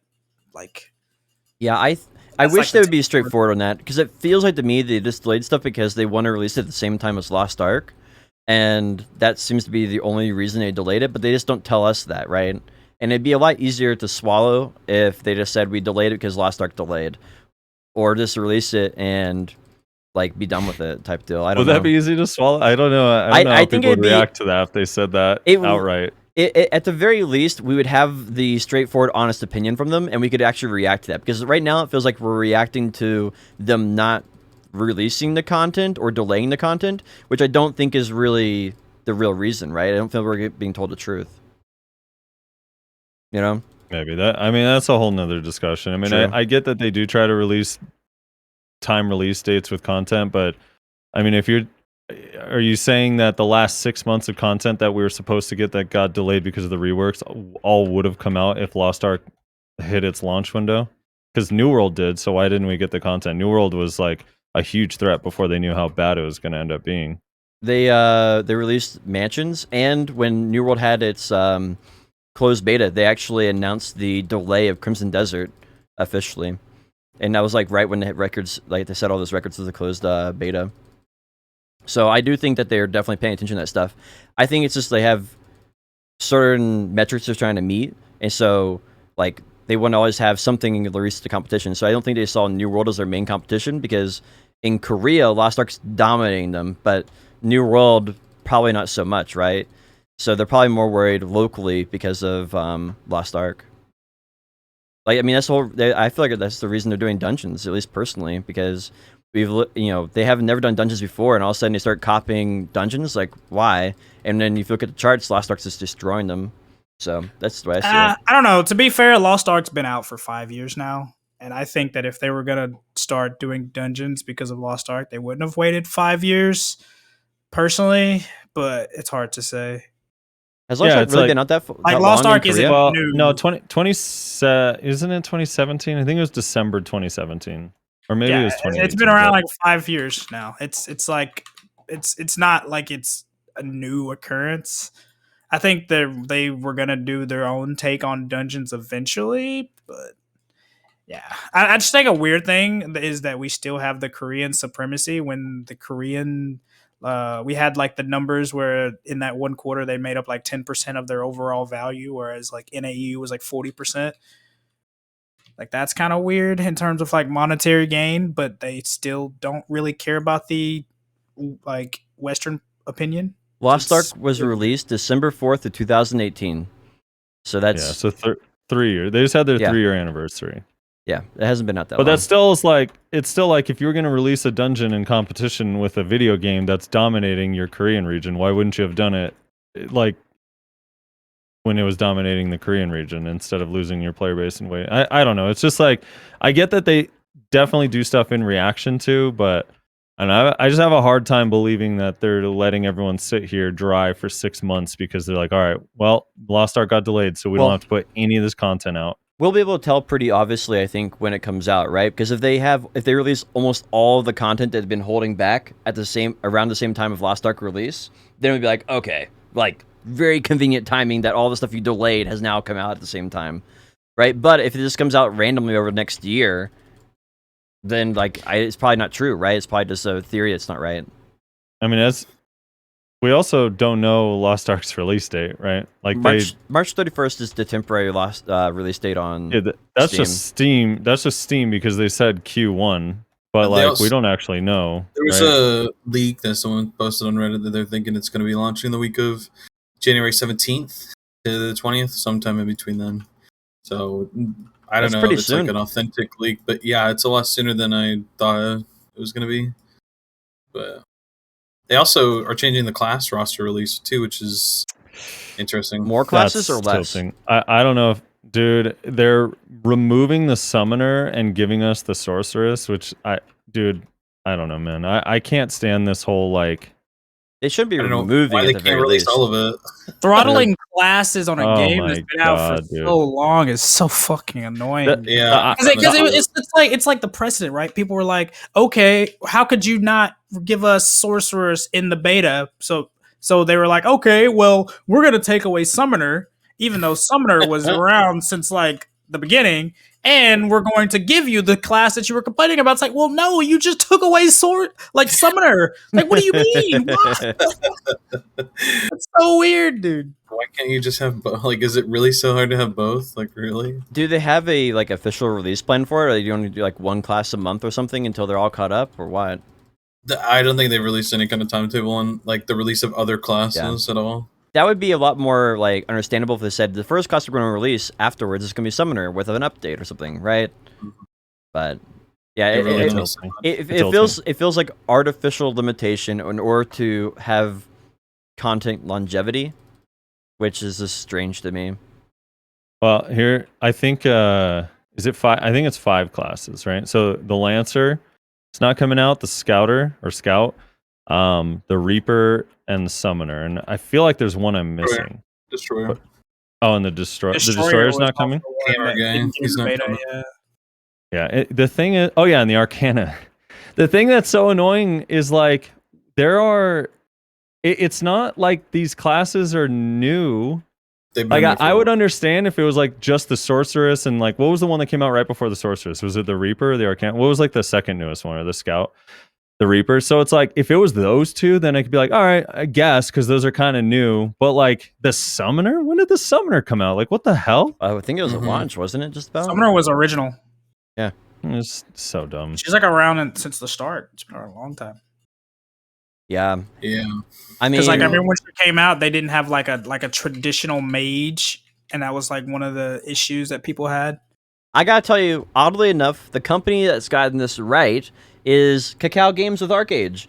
They released Arcage, just came out December 3rd, and they have committed to having the same patch on Korea NAEU across the board. I mean, hey, it might be a little too late, but at least Cacao has learned their lesson. Of all the No. companies to learn their lesson, Cacao has learned somehow. Cacao didn't learn a goddamn thing. I don't know what you're talking I about. mean, They're to be re-releasing fair, Lost Ark. How could you say this they is learned like anything? this is like the 12th time, so they had like 12 other release failures to base their data on. It's taken a long time to get here. They just didn't they just take over publishing rights and then also give like a new player server? That's it. Yeah, They I don't know changed it what- to like how much- a monthly subscription model as well. Yep. And something else. Unchained is monthly Alright. subscription. It's all the old servers are combined into one, so everybody who has old accounts can play together. And then there's a fresh start server for people who want to play fresh. Yeah.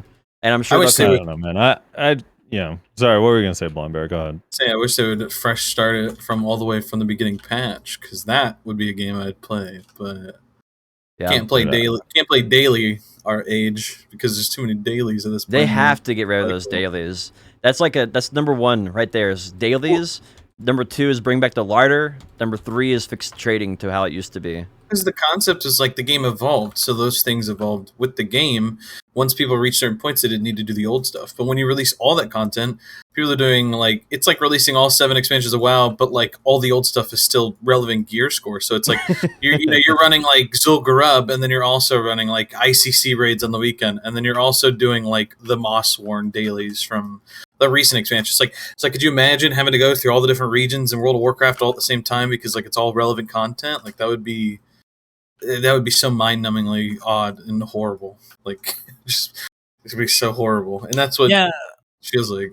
because like so for those that don't know, they added this thing called Haram gear.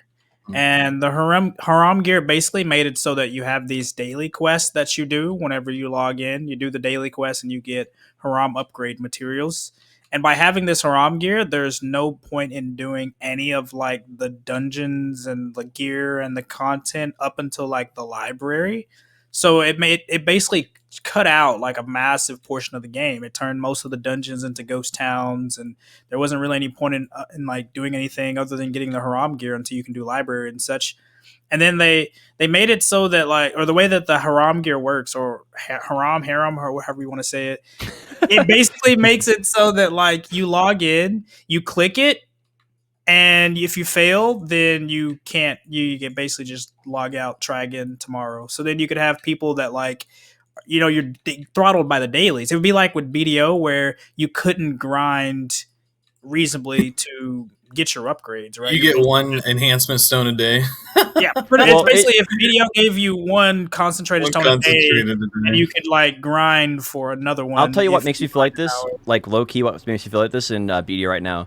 It's Blue Loot Scrolls and Agris Fever. They stack properly in Valencia, and so if you want to use Blue Loot Scrolls, you have to have Agris. So when you're out of Agris, you have to stop grinding for the day. Yeah, Like- and that's what results people to go for yellow loot scrolls because it makes up similar to that income for some people. Yep. All right, That's why I like. This the whole feels like a sell-off. callback. Yeah, You could I also just, just it's do it still in the without the mind. loot It's really scroll. fresh. Sure, you You could. you could also You just do it without a loot scroll. It's really not that bad. You could. Yeah, but lose 100% drop rate for my map or my compass. Actually, I think history and Octam work properly, don't they? Or semi properly. I don't think those were touched. Anyway, the daily age is out of control. I remember having to do the Haram scrolls. I had to do the daily bosses. I had to do the PvP arenas. Then you had to do. They added this Arcade Pass thing you had to do because it was really efficient with gold. Then you had to do your guild dailies. There was something else too. I'm still forgetting in there. The saddest part is if you're not doing the like reset chains on the reset time, you couldn't get in a group. That's what killed the game for me. I was like getting pretty crazy gear. I was really crazy, like gear scored up and leveled up like crazy. I was just farming mobs. It was awesome in the Haram zones. But if you weren't part of like the daily trains, you can't solo any of those mobs, and there's no equivalent daily to substitute for those. So like because I log in at 6 a.m. when I get home from work, I couldn't do any of it. So I'd sit there, I'd grind with like my little laptop with the second account, just literally picking up all the coin purses and storing energy. And then at the end of the day, at the end of the week, I'd have like 1,000 gold, and then I'd just blow it on one enhancement chance, and then I have to wait a whole another week or two if I get lucky on the dailies. It was so miserable. At a point, I was like, where's the fun in this? Like this is not fun, dude. Why can't I go fishing and go raid someone's fishing ship? Yep. I was just doing dailies all day. I wanted to do fishing, but I just never got to because I just never got completed with my dailies. I was like just doing dailies all day long. I remember waking up, and I did this for like about maybe 2 weeks, I want to say. Just know that I woke up, I did dailies, then 12 hours later I would complete my dailies, and I'd be like tired, and I'd be like, all right, well, I guess I'm going to watch some anime and then go to bed. And then that was my day, and I did it for like 2 weeks. I was like, after like a week, I was like, I don't know if I can continue doing this. Like, this is just not the game. Yeah. So not good. Hopefully they fix that. They said they're going to listen. So, and they want to earn our player trust. If they can remove the majority of dailies in Arcade, I will wager trusting Cacao games again. I mean, I literally have me and like 5 friends who would play the game if they just re-released it from the beginning patches and incrementally updated it naturally. Like I have a large group of people that would love to play that version of the game right now. Yeah. But that's not probably ever going to happen. Yeah, I doubt it. I would also play if they remove that bug where you have to tab target. I don't think it's even a hard thing to fix. You just make it auto target and make it where you move your mouse to look around instead of pressing right click. Make it where you can reset your key binds properly. And it's basically BDO at that point. It really would be almost BDO if they just allowed you to do that. It's like 90% of the way there. They just forgot to do the auto targeting thing. I loved Archage so much. Good game. All right. I don't know how we got from BDO to Arcade, but we're back. So class rework bugs. I found a lot of bugs just going around and playtesting them on Global Labs. Like audio's missing. Like I couldn't even ride Helling. I tried doing a Tamer Succession rework and playing that, and I couldn't. Like whenever I tried to tell Helling to stay so I could hop on him, he just teleports back down from the sky and like resummons. So I don't know what's going on. There's a lot of bugs with it. Have you guys experienced any of this? I don't know if you guys have tried Global Labs reworks yet. Yeah, there's a lot. There's a whole bunch. 2 off the top of my head is DK Shadow Bullet from Awakening still bugs their weapons and like semi-sheathes your weapon. It's weird. And then Kuno has super armor on Flash Slash and the absolute Flash Slash, but when you use it from Awakening, you don't get the protection for some reason. And yeah, there's still a bunch of sound bugs and stuff. So I don't know what's. Hopefully they work on that over these next couple weeks. It's kind of a lot of bugs, like honestly. 2 weeks away, and it's like broken to shit, bro. I can't believe it. Yeah, hope they got 2 weeks. They work really hard over there. They're probably pulling like 18-hour days. I don't want to work for Pearl Abyss ever. It'd just not be fun. There's no way it'd ever be fun. What is the best class rework in your opinion?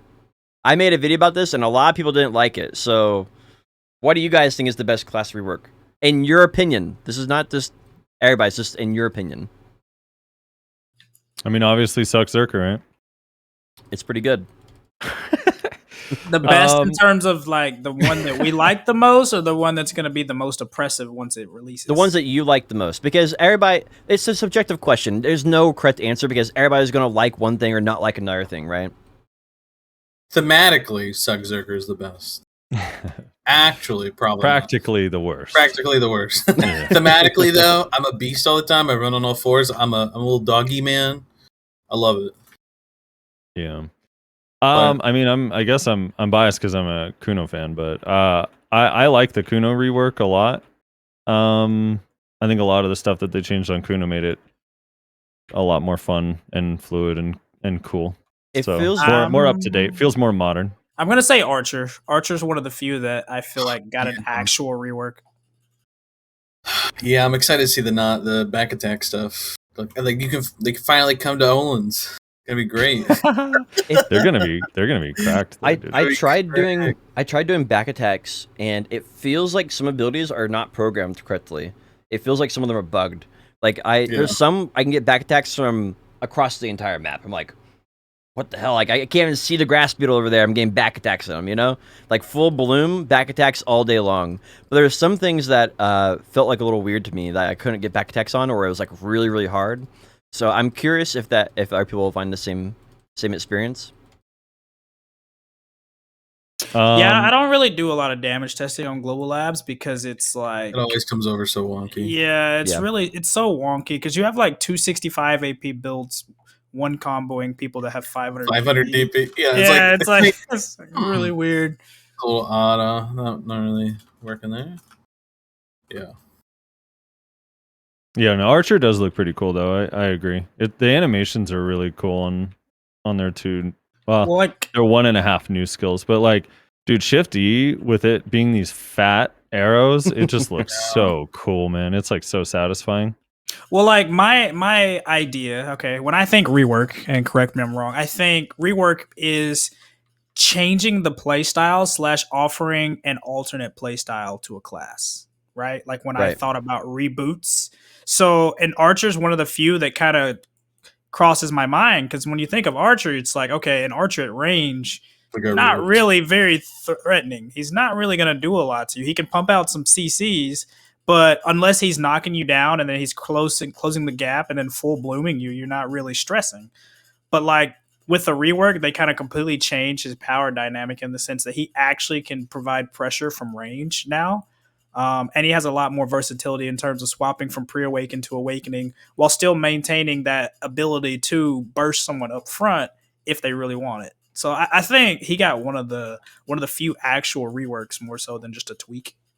Yeah. And visually is satisfying, right? I thought before, like visually and playstyle wise, he was a little awkward, and now I feel like even like I'm not like the best archer in the world. I'm like, but I still feel like the combos I'm doing feel like really satisfying, even though I have no idea what I'm doing. Right? I'm like, all right, S and F, forward and F. All right, we comboed it somehow. I don't know what happened, but it looks cool. You know, like. So I'm pretty satisfied with overall. What would be the worst rework in your opinion? Suck Zerk. Practically, Suck Zerk. Yeah, it's gonna be Succession Zerk. Thematically, I don't know. Visually speaking, Kuno, because it didn't get a single new animation for some reason. I honestly, that's the reason I don't want to play it. I don't want to play it because it feels like it didn't get reworked, even though it did. Right? Yeah, it all feels way different and it acts way different. Mm-hmm. But it's like, yeah, they didn't give it any new animations for some reason. I don't know why. Like even skills like Violation and Turnback Slash that only got like really kind of subtle changes on Sork have just completely new animations that look epic as hell. Yep. And I'm guessing they just don't think many people play Kuno, so they just didn't invest much resources into it. That's kind of the thought. It seems like the classes that they're putting a lot of time into and like visually are classes that they think will play a lot. That's the way I see it. I don't know. I think I kind of take it the other way. I feel like they're pretty satisfied with Kuno's animation because Kuno has some of the best looking animations in the game, in my opinion. For sure.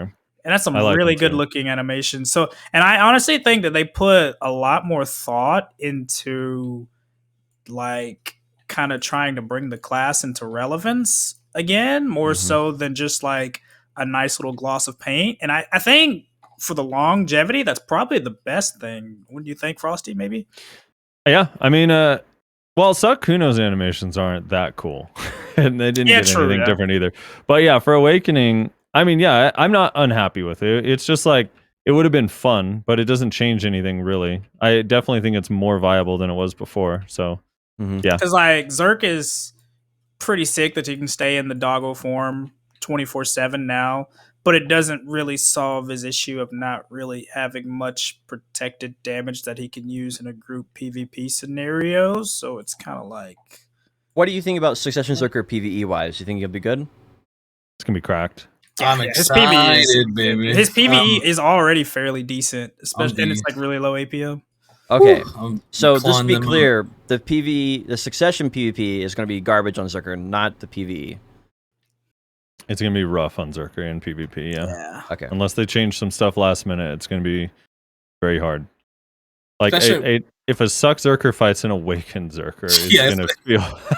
Especially comparing it to Awakening, is like Awakening is just beautiful now. And that's like the biggest thing that Sug Zerker has against it. It's like, why would you play Succession Zerker when Awakened Zerker exists? Yeah. And that's like the biggest For issue PvP? that it's Or for PvP.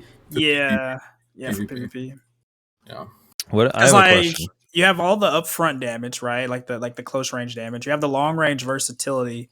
And then plus they gave you even more options, right? Like being able to use split shot on cooldown and then Titan Blow being like a fucking range nuke now. It's like What Frosty. change from the reworks are you most grateful for? Like, what's something where you're like, thank God this happened? I think they fixed one of the core issues with BDO, and I'm actually very surprised they did it. Pets scaling off Yes. your AP now. That's exactly what I was gonna say. Yep. yeah, it's pretty big. Yeah, I am Huge. actually surprised they did that. It's one of the things, like, there's this long list of things that need to fix in BDO that are, like, fundamental game-breaking issues, and now it's been one of them for a super long time. I'm very happy they did that. I would say the same exact thing. So am I alone in just being absolutely thrilled with the fact that Q buff doesn't work the way it currently does? Dude, Q on buff Zerker? not knocking you down on every single hit is that's. I agree God, with the change, and I think it should have been fixed a long time ago. But yeah, well, it's not intended, right? So it's Supposedly, I'm okay with it. Not I being, think it'll make AOAs more fun to watch too when there's 3v3s, because that feeling of like, Yeah. this team doesn't have a Zerker though, so that sucks. no 100%. What's your honorable mention? Like a skill change that a class got that isn't as talked about or isn't as praised that you like a lot. Like, what's your honorable mention? I'm afraid to say it because I don't want to jinx it. I and like it get Mystic changed. Awakening. Mystic Awakening has a really, really nice ground kick. Pretty satisfying. I think it's thematically on par with the rest of the kit. Feels really good. It has good damage. Oh, like the heel stomp that she does? I don't know if it heals you, but yeah, the new stomp ability is incredible. I love it. No, like the part of her foot, like the heel, the bat. Oh! I thought, yeah. Yeah. Yeah, I actually think that's really good. I probably could think of a better one than that, but that's the one that comes to mind. Like, I played Mystic, and her abilities across the board still feel a little weak. Like, you have to play her really to a high level to even get it to work properly. And like most PvE grind spots, I feel like, or be very, very geared. But that heel stomp feels like thematically on par, and it does like a lot of DPS, in my opinion, so that more newbie players who play it can use that ability and chunk mobs without having to realize that I need back attacks or crit or any of that stuff, right? Mine is dude Frosty, the heal on the Awakened Valk where she gives whoever she heals 3 seconds of super armor. That's crazy. That's pretty fucking awesome, dude. I like that. That's probably like my honorable mention of like people not really talking about it, but I mean, giving something like a Succession Striker 3 seconds where anything he does is protected, like, I mean, that's pretty fucking crazy. Yeah. All right, so the new meta is going to be, how long does the ability have on a cooldown? I forget. I don't even remember what the. So you're just going to get a group of Valkyries. It's a 30-second cooldown. All right, so you need 10 Valkyries, and you're just going to synchronize 10 Valkyries for permanent super armor now. That's the new meta.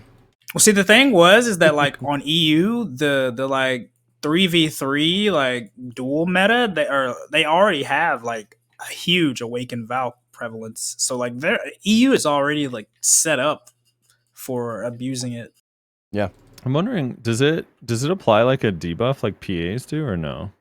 Because it's just a heal. It's not like a PA. I mean, it's like just SA for 3 seconds. I don't know. It's kind of cool and subtle, and it's not like you'll get one ability off, right? If your team times it right. That's really it. It's like, which is kind of cool. I like that. If it was like 8 seconds, I'd be like, what the hell?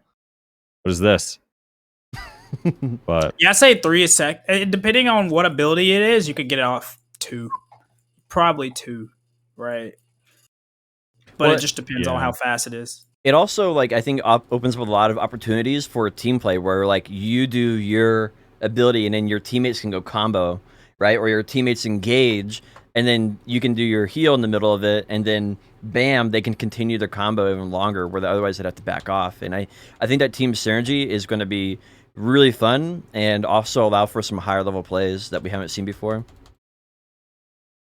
Yeah, I'm a big fan of like group utility things because like I've never been able to have group utility. And I think that's one of the reasons why I like Succession Guardian so much is because of the group utility. Dude, you know what's cool about it too? Because now I'm like playing out all these scenarios in my head. The idea that like every 30 seconds they could basically make any skill in their kit a protected CC is actually pretty cool. Yeah, I'd see some unique gameplay. Yeah. 1 or 2, actually. And the nice thing is it's only on Awakening though. That's it's only Awakening. It's only Awakening. And I think that was a good touch, personally. Mm-hmm. Yeah, it's kind of interesting. Do you have an honorable mention, Blonde Bear? I'm trying to think of mine. I'm just I wanted to tag Archer for the longest time, but I think I'm going to be tagging Wizard. So I just like the changes to it being Awakening because I really did not enjoy Succession for PvE purposes. I mean, obviously PvP is something that just I don't know anything about. So it's like Awakening Mage PvE looks pretty cool and fun, and thematically I love Wizard, so I think I'll have fun on that, and that's what I like. And the pet changes, all that stuff is cool. Have you guys noticed how many fucking Awakened Wizards there are right now? Like, I don't know. They all just came back overnight. Mm-hmm.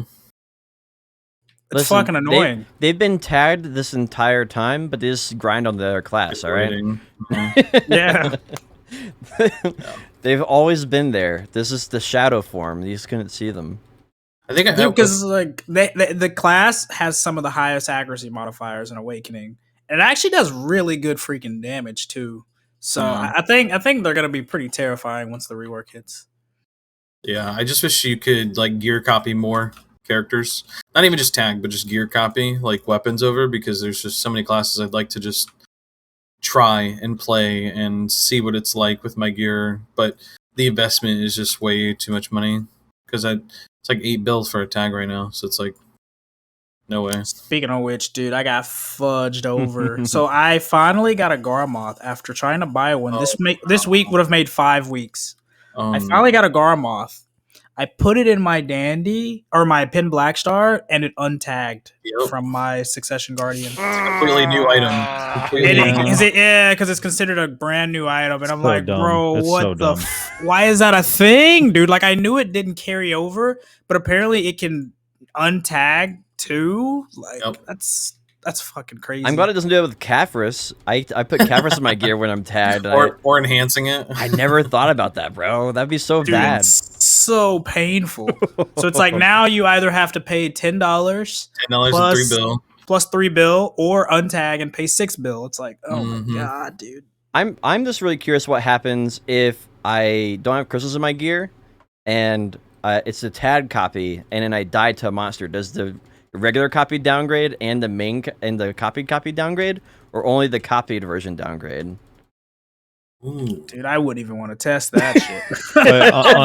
on an item, everything down. If you like enhancing, you said. So I have a Black Star tagged, right? I Black Star tagged. Okay. But I broke the crystals in it, so I replaced the crystals because I didn't know what would happen if I had no crystals on the copied version. Oh, if it like downgraded? Yeah, if it downgraded the main version or only the copied version. I mean, as long as you have crystals in your other gear, you're not going to get downgraded anyway. Yeah, but I don't know. Because the copied version didn't have crystals. And now I put crystals in the copied version, so can I bring them back out? Because I don't get them back. So is that just gone? Are they just gone? Are you talking about going red? No, like not going red. negative? Just like I would just get fed to monsters and stuff, yeah. You mean griefing people? Whoa. What? It's not griefing when I'm at your Bloody gear- Monastery and then I die to monsters. They lose no karma. This is a very contradictory opinion to the majority of Reddit there, SoFrosty. A lot of people do not consider that griefing. You kill me, you're a griefer. That's true. Crazy. It's actually freaking crazy. PvPing in a PvP game is griefing. Okay, I know my honorable mention. My honorable mention is going to be Striker, dude. Divios is finally going to be able to play the game. Wait, why Nah, ability on dude. Striker? How exciting is that, dude? I like Striker's cool the charging ability. What is the name of the ability? The is it Ground Buster or whatever? The one where they're just like charging up. Looks pretty cool. And the AoE is huge and it heals them. Hmm. Is it pool skill? What? Is it the pool skill that you mean? Like where he does a little Dragon Ball Z charge? No, not the pull one. The new awakening ability. There's like Lounge- it basically Oh. copies that animation, but it's like a bunch of. Oh, did they did they give it a real name now? I guess it's called Battle Cry now. Okay. Yeah, I think it's actually pretty sick. The Striker Awakening rework. I don't know about its DPS and PvE. I think its DPS and PvE might be a little low. I promise you, you're wrong. No, dude. The clones now scaling with AP, bro. Yeah, but I don't. Okay. I don't know how that works, right? Because it didn't. Doesn't matter. I haven't Even seen the if you numbers on removed it. all of their clones, it would be more than live server damage. It's crazy. Yeah. Even if you just deleted the clones from the game and threw this version of Striker out there, it would. Yeah, I was watching Divios grind on it. It's wild. The PvE. Okay, we might have to be tagging it, boys. Yeah, it's gonna be. I good was on the for fence you, because I didn't know how its PvE was going to be, but yeah, because it it's is gonna be very nuts. fun. You literally just do any ability and you feel like you are like the the Prince Ali or something like that. Like you feel Yeah. incredible playing that class, just doing anything. Divios is pointing out that I watched him grind on it before the pet scaling, before more PvE buffs, and before the 30% crit rate got added. So it's going to be even better than what I saw. Mm. Oh gosh. Yeah. So number 1 class Striker Awakening, number 2 class Striker Succession. Sucklon's still gonna be top. Yeah, Sucklon. But 1, maybe Striker Awakening, 2, Sucklon, then 3, Suck Striker, maybe. I can see that. Yeah. Is that the general consensus now that Lon is definitely better? Lon has been better since May. Yeah, Lon has she's been been the better. best, but they just recently buffed her spin damage and gave her more attack speed for whatever reason. So, Oh, the Global Lab patch did that? Yeah. Did You they could play their argue- game? You could argue maybe Awakened Sage in the proper hands just because the AoE size and its damage is good. Yeah, But but you have on to, I feel like Global Lab changes, it's definitely Lon. I feel like this is just my opinion. I don't want to bounce this off you guys. I feel like Awakening Sage is when it's very, very strong when you're over geared for a grind spot, but it's a little weaker when you're under geared for a grind spot. Because that's just the way I see it. Do you guys feel like that's the same? Because I don't feel don't like know. it has the best AP scaling in the game. I feel there's some classes that have better AP scaling. I haven't tested it at super low gear, but I do know when you have low gear, you could just swap to Suck and then you become really good at every grind spot anyway. So it's like, Yeah, true. Okay, that was the journey. What I was thinking. I was just spent. I want to know. Trying to think if there's any other classes.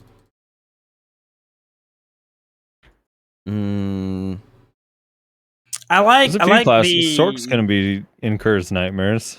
I like the idea that they went with a couple classes, right? Where it's like with the Tamer, the idea where it's like, okay, they were trying to make the mounted Heilang combat viable. Like on paper, that sounds sick, dude. Just being able to ride into battle on a giant wolf and like smack people with AoEs and shit. Hell Like, yeah. It sounds awesome thematically, but then they introduced it week 1, like 2.5 months ago, and then didn't touch it again. So it's kind of weird.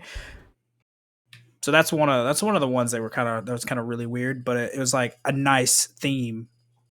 And yeah, Frosty Sork living rent free right now. It's Dude, Awakened Sork's keeping Kerr up at night for sure. Although they did give him some pretty significant nerfs in this last patch, so thank God. maybe it won't but be it's as- still better as than crazy. live, right? Because on live it's 2 Yes, seconds. definitely. And It's 1 definitely second. better than live. It's definitely Yeah. the whole kit overall is definitely better than live. It's Yeah. gonna be faster, deal more damage, and be way more protected. So yeah, and better stamina management. permanent iframes. I did it on, I counted up. You can do 12 iframes in a row. That's with average stamina. Not leveled up or anything. So you can probably do like See? 16 on live server. Plus your Shard's Darkness, which will give you an extra 4. So it's going to be Yeah. insane. That's almost Believe as good as Awaken Ranger, right? Potion Chop. Listen, Awakening Ranger is very powerful in the right hands, but the right hands are only like 5 people in the entire world right now. So, Can you name them? nope. I know one has killed me lots of times though on live stream. I'd say just one ranger. You think there's only probably. one? No, I don't know. there's a I few. figured there's a few more than one. I don't know, dude. If you're not flannels, just get on Succession. Do descending current, knock people down, fucking nuke people from range. That's what I'm most afraid of, by the way, on live is Suck Ranger. Because remember, they got when the May 26 patch came out, Suck Ranger got those two little turret things that spawn to the left and right of you, and they were doing like 192% damage per hit, and they shoot with like 2 or 3 of your abilities. And then they buffed the damage to like 800%, and then changed the pet scaling to match your AP. And then also buffed like damage and protection, reduced split damage a little I bit didn't on know Suck those Ranger. scaled There's with like, pets. yeah, so they got a lot of stuff. They also going on got there. frontal guard on shotgun. Mm-hmm. Abound whenever they do freaking descending current, which is fucking insane. Mm-hmm. They also got some larger AoEs on like 2 awakening abilities, right? They got larger AoEs on a bunch, but on Succession also, let's not forget that. Well, on both Awakening and Suck, their knockbacks now are only 0.7 seconds CC. So True. that also is kind of scary. Yeah, no, Awakening got a bunch of AoEs increases. Yeah, I feel like from what I've heard of PvE wise, Succession Ranger will be second tier, and then Awakening will be the best in PvE. Is what people are kind of guessing right now, based on what they've We'll put in see. the patch. That's how it is on live, but I don't know. We'll have to see. Yeah, I when it put comes out. Ranger as my number 1 class. Is going to be the most oppressive once the reworks hit, personally. for PvP wise. Yeah, for PvP. Yeah. They're gonna, because they already do a fuck ton of damage in the current state of the game without the changes. All right, let's go on to some other things real quick, and we can come back to this. We'll breeze through these topics. They did a UI update we didn't mention before, where you can now pick any color for your color scheme, which I think is incredible. I really like that because you can now pick like fabric and actually choose an actual green color instead of like neon puke green or like I don't know, turtle green or whatever the other one is. So you actually pick a real green color. So I'm really happy about that. More like realistic colors are more like subdued. They aren't so vibrant. On what? What is this on? When you dye your costume now, you can now pick whatever color you want. Oh, you're talking about the color wheel? Yeah, the color wheel's huge. Dude, how long have you been playing New World, man? No, we didn't talk about it on the podcast. We've missed a few episodes, right? So okay. I wanted to mention the podcast we never had before, but that's actually like a really nice feature. It was one of the best changes that they've done still to this day. The RG palette, and they actually updated it recently where you could save the hexa colors for different. Ooh. So you don't have to like write the numbers down or remember the numbers. You can actually go to the RGB palette and save some of the colors. That's actually a very, very nice change. Curious if they release like a beauty album where people just like have really sick colors and schemes, and then you can just like copy yours, like just copy the costume code for the colors and stuff that people do. Wow, yeah, because it's just completely RGB based. So if you put the same thing in an art program, you can just pump it in here and then go. Mm-hmm. That's actually really nice. Really cool. Also works for hair. Oh, yeah? Really? Yeah. You get the wheel for your hair too. Really, I actually didn't know that one. That's new Okay. to me. That's actually a very nice change. What else we have here? So apparently, we don't play on console, but apparently console, especially the PlayStation, has been like dying of optimization issues recently. And so they have announced that they're focusing a lot of their efforts right now within the dev team to actually optimize the game for consoles to be played more efficiently. So we should see that also on PC. I mean, everyone has those FPS drops randomly within BDO. So hopefully those will start being addressed in the near future. Dude, they literally disabled RBF on console. That's how bad like the performance was. Because I've had a couple people pop in the last like week about asking about how like, man, I miss RBF because apparently it's closed. It's been closed down on console. I don't know if it's back up yet, but apparently it's been down, like disabled. That's Yeah. You know it's bad when Red Battlefield gets disabled. They gave them the matching outfits for Node War and Siege that are mandatory. They're supposed to do it for IRL too. They're gonna have to wear certain outfits in real life while they play. You have to. You must buy it at your local retail. Blue That'd be or pretty red sick. Teletubby only. cosplay during Siege. They're gonna PA's gonna send every console player an 800 by 600 or an 800 by 480 television so they can increase their frames. It's gonna be sick. Got to download some more RAM. So console optimization's on the way. They've also said they're trying to get Odolita released to console before the end of December. They've also not released a release date for the class rework on console yet. I assume that's just because of optimization issues again. They're really concerned with that kind of stuff. So I think they're going to be behind schedule for releasing that on console, unfortunately. So console, you got a mess. They're trying to fix it. Hey, it's Pearl Abyss. It's done when it's ready, all right? That's what they said. So it feels bad for console players. Hopefully they'll get that sorted out soon. Yeah, I don't know. It's one of those things. Like, what do you guys think? Do you think like there's any chance of a light at the end of a tunnel, or do you think it might be time to start trying to save up for a PC or something? Because like I obviously I know that's not just something you can just snap your fingers and get a PC, but given our experience with the changes that they make, like what are the chances they actually push some meaningful optimization to console?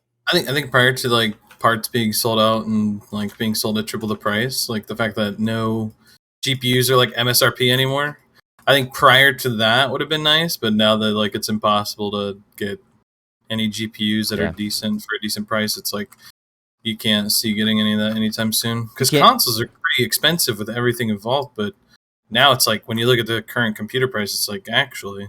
Well, consoles are sold out right now. Like you can't like PlayStation 5 still sold out. Yeah, yep. You're still spending like a band for a freaking. You're still spending a lot. Yeah. Current gen console. Yeah, you're still spending like $1,000 for a current gen console. They've even got to the point where places like Walmart are selling them for some of them for above the regular price. So it's like, I don't know, dude. I mean, eventually it's gonna get pretty damn close to where it's like, okay, you might, even if you save up and get something like a 1080 Ti or maybe like a pre-build, because like pre-build is kind of becoming the way to go. It's like flipped around where it's like, okay, if you get a pre-build, you can get a decent pre-build for about what some people are charging just for the GPU. Yeah, I literally had to buy a pre-built to get my graphics card, and then I just ended up making that my wife's computer by putting my old graphics card in it. So it's like, it's great for her, but for me, it's like I had to buy basic. You bought a whole PC for the graphics card, and just gave it to your wife with your old graphics card. It was cheaper to buy the whole pre-built than it was to go buy the graphics card from the scalp prices. It's insane. They're cheaper. I was like, this is crazy, but now I get to play games with my wife, so that's kind of cool. That's actually pretty legit. I never would have thought of doing that. I guess it's because they're regulated to have to pay the correct price or whatever, or charge the right price. For the pre-builds, the way they do it, I guess. I don't know. It's crazy though. Yeah, definitely. We didn't. I would have said. Sorry. Yeah. The season ended between last podcast and this podcast, so that's over. I was thinking about making it because you get a 100 fail stack, but I forgot to do it in time. So, c'est la vie. Yeah, I think last season, so they made some changes last season that increased the enhance rate for Tuvala by like, in some cases, by like half. So people were getting their Tuvala finished within 2-3 days in some cases. So it's like, it's not really even a time commitment anymore. It's pretty nice to just like you can knock out your armors and weapons within a couple hours with the current rates that they put on. That's what Frosty said, right? I did the exact thing that Frosty did. I literally I didn't even get power leveled. I leveled myself up to like 58. And then I had someone like level me one or two times at like Mirmok. And then basically I opened up all the free chests. I didn't have to grind any monsters on the actual server. And I opened all my chests and got full Pentuvala straight from that. And then the earring and the ring from leveling. And it's just like, man, people don't even have to play season. They just can log in. If they have a friend, they can hit full Pentuvala. That's just crazy. That's what I did 2 seasons ago when Corsair came out.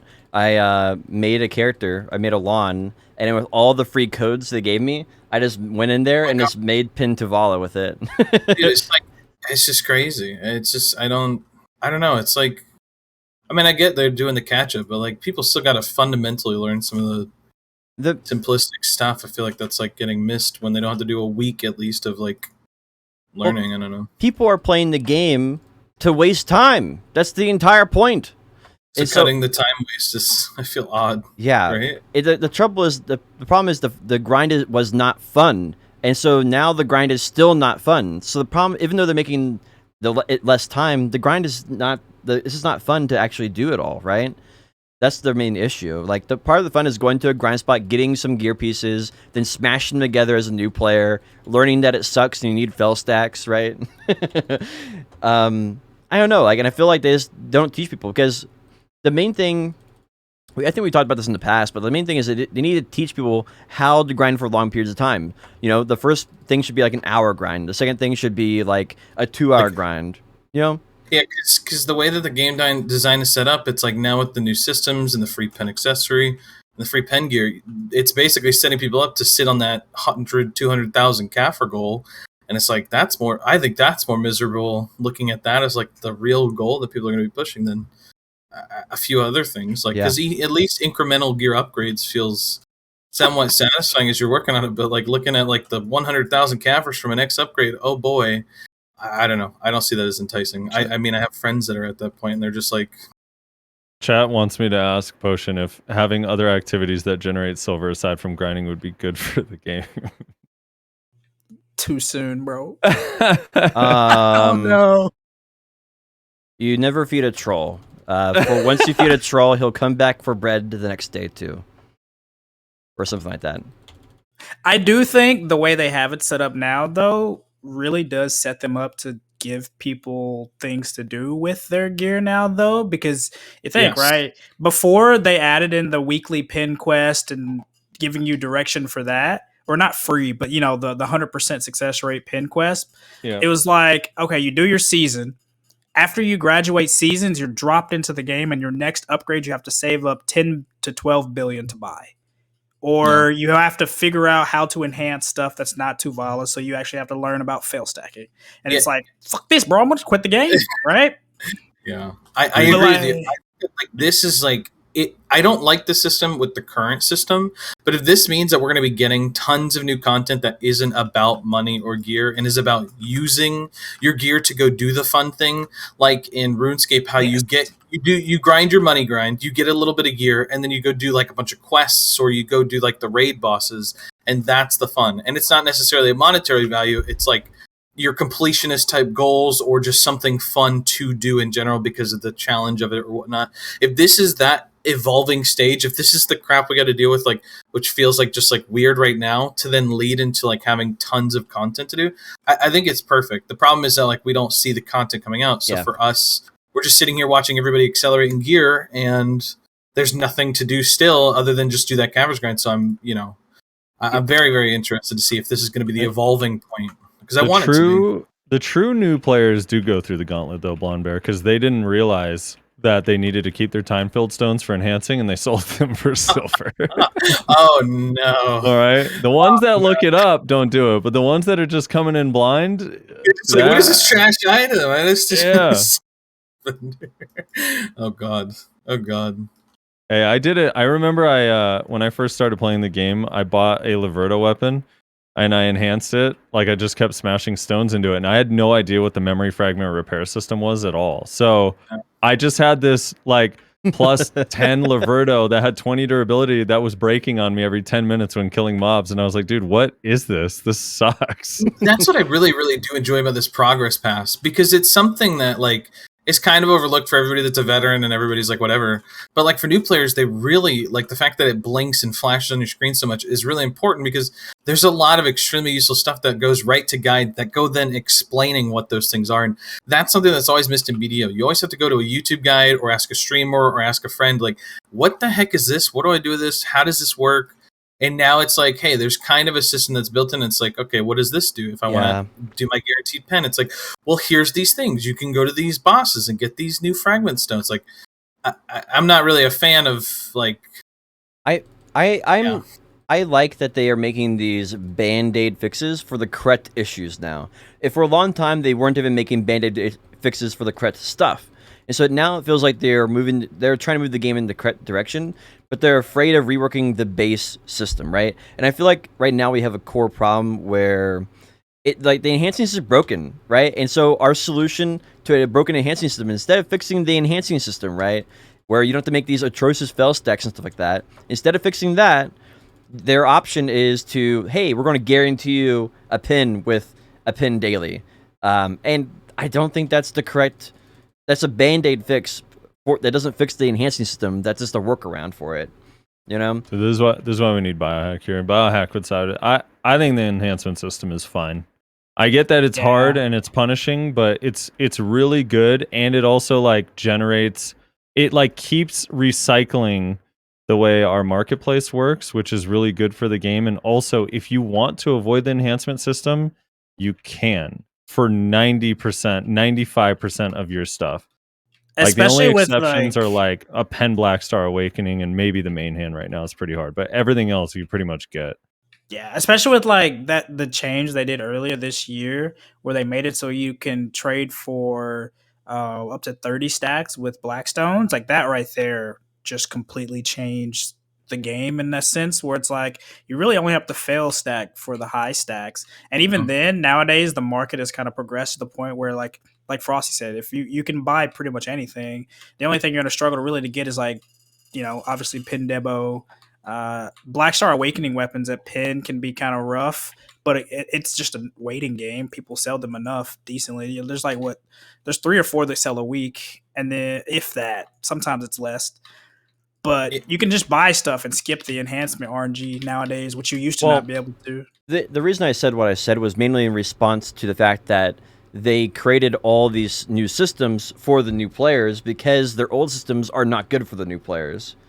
And so that's kind of like my point there, right? If they have to do a pin accessory, like a free pin accessory to entice people to go and play the game, I think that's a fundamental failure of the other game systems. I think, obviously, there's always going to be a benefactor somewhere along the way. There's going to be like a biohack who makes trillions of silver off the enhancing economy.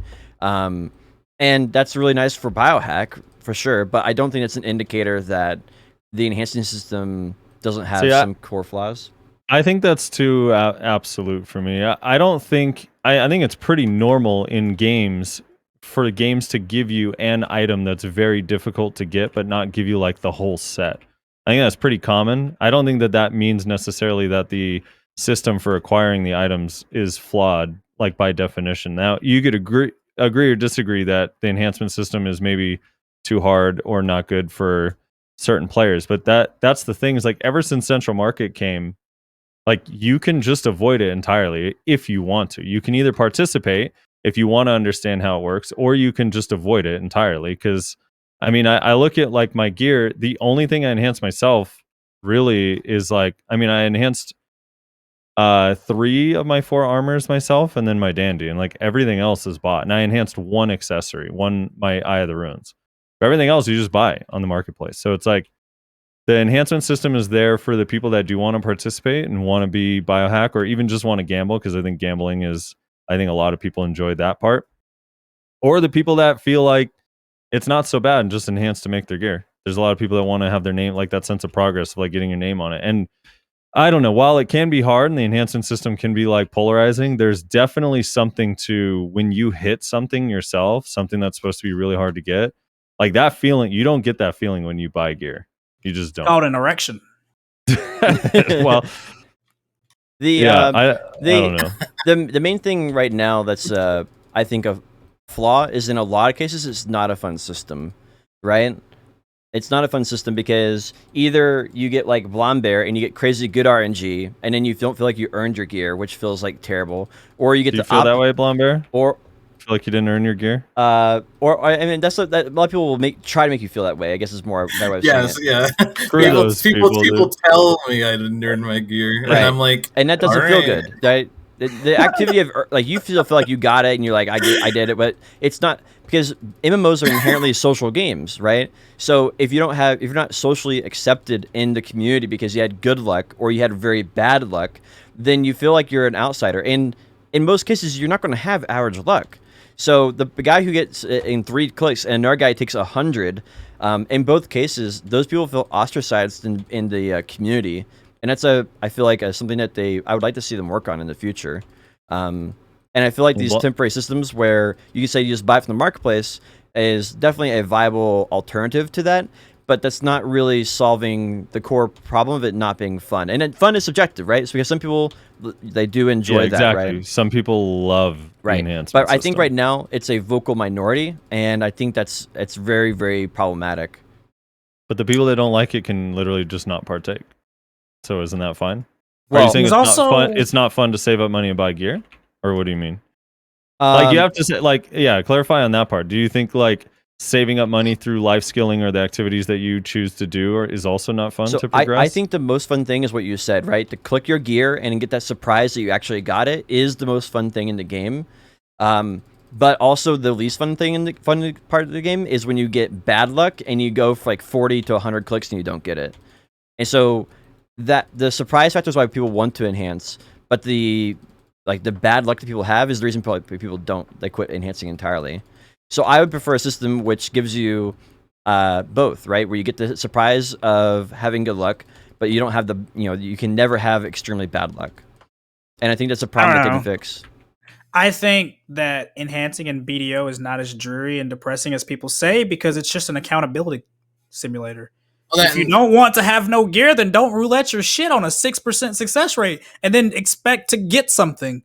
I mean, it's literally just an accountability simulator. Well, it's not that. It's like when you've clicked it 40 times for Pin Blackstar and you saw someone else one tap it, right, with their J hammer. Right? That's the totally different feeling there where one person feels despair and the other person feels like, hey, why don't you just one click it forehead? I think the idea is like because the failure rate's so high, you're only ever going to see majority of people complaining or being frustrated with the system because it's design in the first place. But there's methods to avoid that. Yeah, I think like me and Blumbear talked about a catalyst system before where you have a catalyst and everything keeps track of how many times you failed on the catalyst. And so that's what you put in there. Lost Ark. That's in Lost Ark, by the way. Yeah, it's a very, very good system. And, if you fell so many times, then it just, poof, gives you the item because, hey, sorry you failed 20 times in a row. You've earned your item finally. Better luck next time. I can see that. Yeah. Basically some kind of like pity system, like the potion system. grind. Yeah, right. Yeah, like a safety net. You just guarantee you get it, like the potion grind. If you've already... that's what you... Well, but I'm surprised to hear that, Blomberg. You agreed with that? Interesting. Sorry, say that one more time. So like a pity system similar to the potion grind. Pity systems should be... Sorry, Blomberg. I'm just saying, it's been a long discussion type thing. I think that like for progression purposes, when it comes to like the gear state, I think that like pity systems are viable and valuable. I think when it comes to treasure type items, that there shouldn't be pity type systems because the whole point of that is ingrained in like the endurance of the grind. I think that pity systems in certain cases, like for example, the potion system, because the potion isn't a traditional treasure. If it came with like the system came with the pity system, I probably wouldn't have been as frustrated as I am it getting introduced later on. But I mean, it is what it is, right? It's not much. That's just how I would believe in. I like that idea of because it's really, really good to have it introduced up front, but when it's added in post mortem, then it feels like you've been cheated, right? But if it's added in day one, it's good. Potion with let's say hypothetically they had this catalyst or whatever, and it would probably be mathed out to where you'd have to spend about or maybe more than the value of the actual item, right, to get the guaranteed. Like finally when you get to that point where it's like, all right, we feel bad for you, here you go, you get it, right? Or are you saying you'd get it before the value of the item? Because if it's after, then what's the difference of just, if you're spending that much silver, what's the difference in just saving up and buying it? Well, it's literally impossible to get it before the value of the item, because in that case, the value of the item would be less, right? So it's actually not possible to get it before the value of the item. Well, I'm saying like the value of the current items. Like, so would you say, like the items, obviously, yeah, the market would change depending on it, obviously. But I'm saying like do you think how long it takes to grind up the money? Like, I guess I'm trying to figure out what the difference is between like, okay, if I go for 20 attempts on 21, I guarantee get it versus like, okay, that version of it cost me 20 bill to buy this 20 bill item. I could have just saved up 20 bill. It would have been the exact same thing. So It's more so that there's a chance that you can get it without needing the pity, I guess is what they're saying, right, Potion? right. Like the idea would be right now, Pinboxer, how many attempts is it on average? Like what, 20 something? 21 on like a 220 stack. Yeah. So we'll say like 21. So let's say you click yours 30 times, and then the 30th time it just go. Right. That's a simple example. I don't know the math on that, but that would be like a rough example of my mindset. That's what happened to me.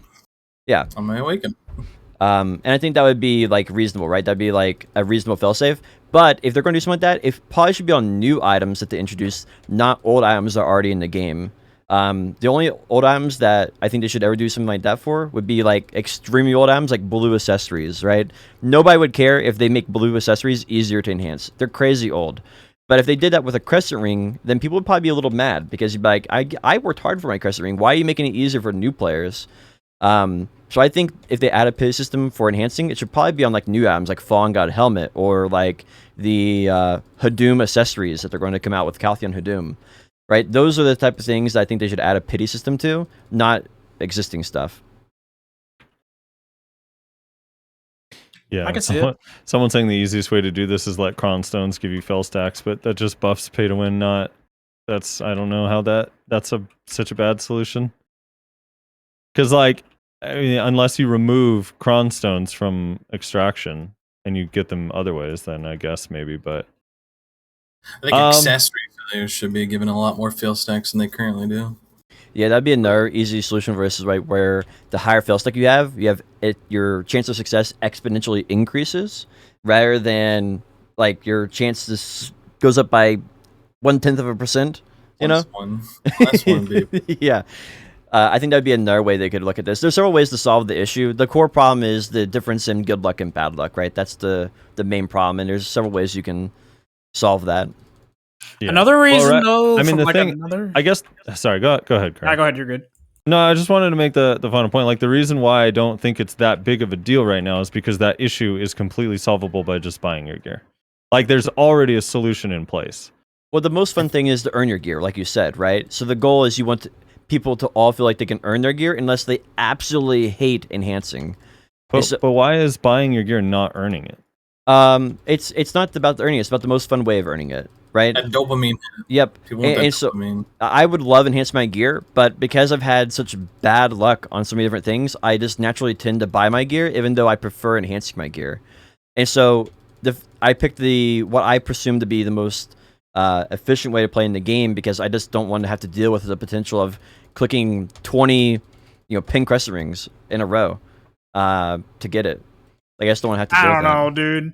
I mean, isn't that's how the pity system dude, would end grinding up 200 anyway. hours for an item, dude, I definitely feel like I earned that shit personally. It's not to earn. Like 87 bill for my Tungrad necklace, dude, I didn't. No, it's more fun. I got dopamine. I get that. Yeah. I get what you're saying. It would be more fun if you had the options, and then at the end of all your attempts, you still get it anyway.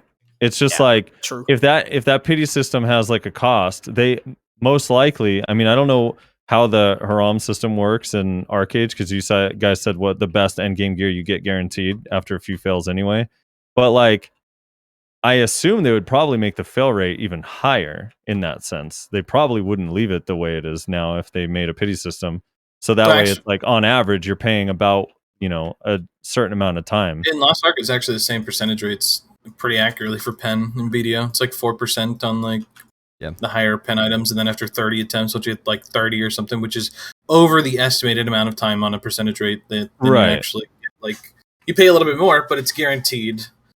Right, so it's over. Yeah, that's why I guess it depends if you need the dopamine hit. I don't know. Like for me, I'm kind of with Kurt. Like I actually still, obviously, there's no like dopamine hit like hitting something, but if it's guaranteed, like that dopamine hit's going to be reduced anyway. Yeah, unless you hit it on the first attempt. The word earn is just a little not misused, but just not the correct word. I think it's just like that. This is the go-to phrase for it. I'm also pretty like apprehensive as well about when they do stuff like that because it's like getting like BDO is a game where the end game is built into the beginning, and like the acquisition of gear is the game. So Yeah. it's like when you make so that everybody can just acquire things like that, like in like their in-game shit super easily, especially when we don't really have much like there is content for in-game right now built into the dungeons. Like I do my 2 dungeon runs every single week, and that's nice. I like that stuff, but it's like that's not enough, right, to hold people over if we have some kind of system, right, as time goes on where it's like gear gets easier and easier to get. But to like circle back to the original topic, I do like the way they have it now, where the weekly quest gives you like a roadmap past seasons, and you have the pass introducing you to journals and different avenues and things like that. I think they are on the right direction. Now they just really need to add more things for people to do with their gear. Yeah, I want that endless dungeon thing. Yeah. Why is the that not deep out sea. yet? That's a great question. what? I think there's only 2 game teams, in my opinion. I've been looking at what they've been doing for a while, and I think there's only 2 main dev teams inside Black Desert. I think they have one for classes, and that's doing class reworks right now instead of new classes, right? And then I think they have another one that's working on like new expansion type stuff. That'd be like dungeons or the snow region or Caltheon Hadum. I think they basically have 2 teams that are working on stuff. And then a whole bunch of like little scatterbrain people who are getting paid to put something into patch notes. But anyway, that's why I kind of see it. So like it like with that kind of context, then you can only know they're developing 2 things at a time, and everything else is on the back burner until they get done with whatever they're working on. So the class team's obviously working on the class reworks, and then we'll be working on a new class that will release probably in March. And then the other team is working on either a dungeon, working on the winter region, if that's not done yet, or working on Caltheon Hadum. So I'm kind of curious to see how they end up running all that. Hopefully get some insight during the Caltheon Ball.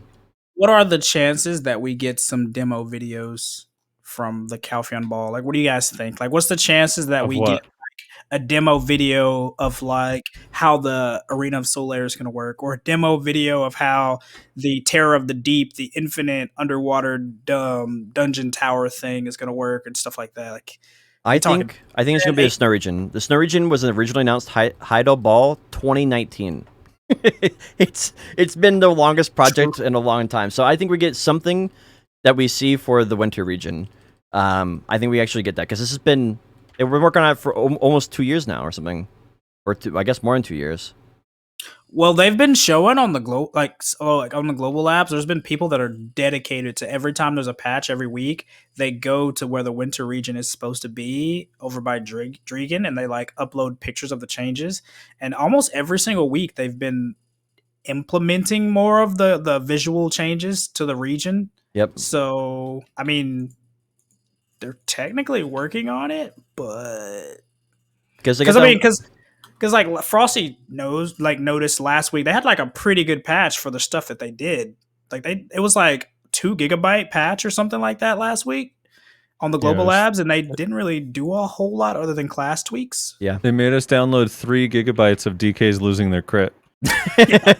That's a lot of crit nerfs. It's a lot of crit nerfs, dude. 3 gigabytes of crit nerfs on DK. Yeah, and if you apply that to team philosophy, right, that makes sense. They finished the last water dungeon, and immediately what are they working on? The snow region, right? Because they got to tidy things up before it comes out. So it makes sense that that's what they're working on right now. So I think we're gonna get a trailer of that, and I hope they recently did the Black Desert, or no, was it the Black Space Engine, which is their new name for the game engine that BDO runs and their new games run. And they added it where they have snow buildup in it. So I kind of hope that they can put some snow buildup into the snow region in BDO. Pretty excited if they could do that. Rip consoles, dude. That's no. It's never coming out on consoles. Yeah, they don't have Odalita yet still, so it's fine. Do they? I don't think they do. Pretty sure they still. Yeah, they don't have Odalita. They don't have Serendia Hadum either. They also don't have the kill notification, which is the biggest atrocity. Right? Or Red Battlefield. Kill notification was really cool when they added it. I want to see the rotating maps with objectives for the red battlefield that they talked about. Oh yeah, they have 2 new maps coming out. Honestly, never just said anything. Capture the Flag, King of the Hill, the 3v3 with the point system for mobile. Exactly. Anything, please, anything. So they said they're doing the Valencian town, Valencia City, as like one of the maps you can play in. What was the other one? It was the area it was like where the 3 rivers meet over by Heidel, where the little 3 rivers meet with the bridge in between. Oh, like north of the Orky area. the Red It's like Works. where the 3 like rivers meet. Yeah, I know what at you're the talking about. Let me just look that up. It seems like there's a pretty open area for people to be fighting in. Looks good though. Yeah, they said something also about like getting points for kills or something that you can use to cause things to happen, but they didn't really go too deep into it. Oh, that's definitely getting cut. There's no way they're doing that. They also said they're going to do a polar bear and wolf mount for the winter region. So we'll see if that actually happens. Maybe we'll actually get to see the polar bear mount. Did they say they're for sure doing that, or was that like they've considered it because people want that? They said they want to do more mounts in the future, and the ones they have planned is for the winter region to have. They didn't say polar bear. They said a bear mount with the winter region, and they said a wolf mount. I assume we'll probably only get one of those because feature cut is rough these days. But it'd still be pretty cool. I want to get like a war bear. Dude, I would definitely not have a T8 Courser if getting a different mount was not a horse. Personally, honestly, Be pretty legit. T9 Otter. Quick, go faster. I mean, we got flying blimps, bro. Like this is fucking the Super Bowl. That's what I think they're going to add to the game. They're going to add another form of air transportation that we can't use. We got the Griffins, we got the hot air balloon, we got the blimps. We need one more. Something up in the sky that we can't do. Well, little fat chickens from Maple Story, dude. The snow region is supposed to be inaccessible, so I would not be surprised if we have to take a blimp to the snow region, and because we have to bypass the Medea undergrowth area, whatever. So I would not be surprised if we actually have to fly a balloon to the snow region, because there's no way we get there right now. It's not connected by anything, at least from what I've seen. Because you have Medea, you have Valencia, which is not released yet. They also have they're part of Odalita. Like, there's no part that actually touches the snow region. So I kind of feel like we might take a balloon there. Shuriken Mine Path, I'm being told, touches the snow region. Southeast region leads to it. Shuriken Mine Path. Just to interject for a second, Frosty, one of my friends, he just retagged DK, and his reasoning was the damage is crazy. Ooh, that's DK's note. Kerr needs another demerit on his record. I mean, dude, I'm just He reading said it, from the not me. chat, bro. I didn't say it. I'm just reading from the chat. It is very strong. And he said the new outfit. Oh, that's actually the real reason. What's the dude's family name? DK's out. What's his family name? He must be stopped. No.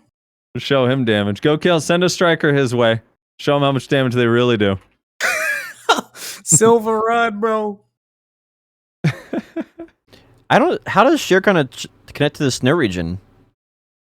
I don't know. I didn't study geometry or geography, not geometry. Maybe geometry might be how actually.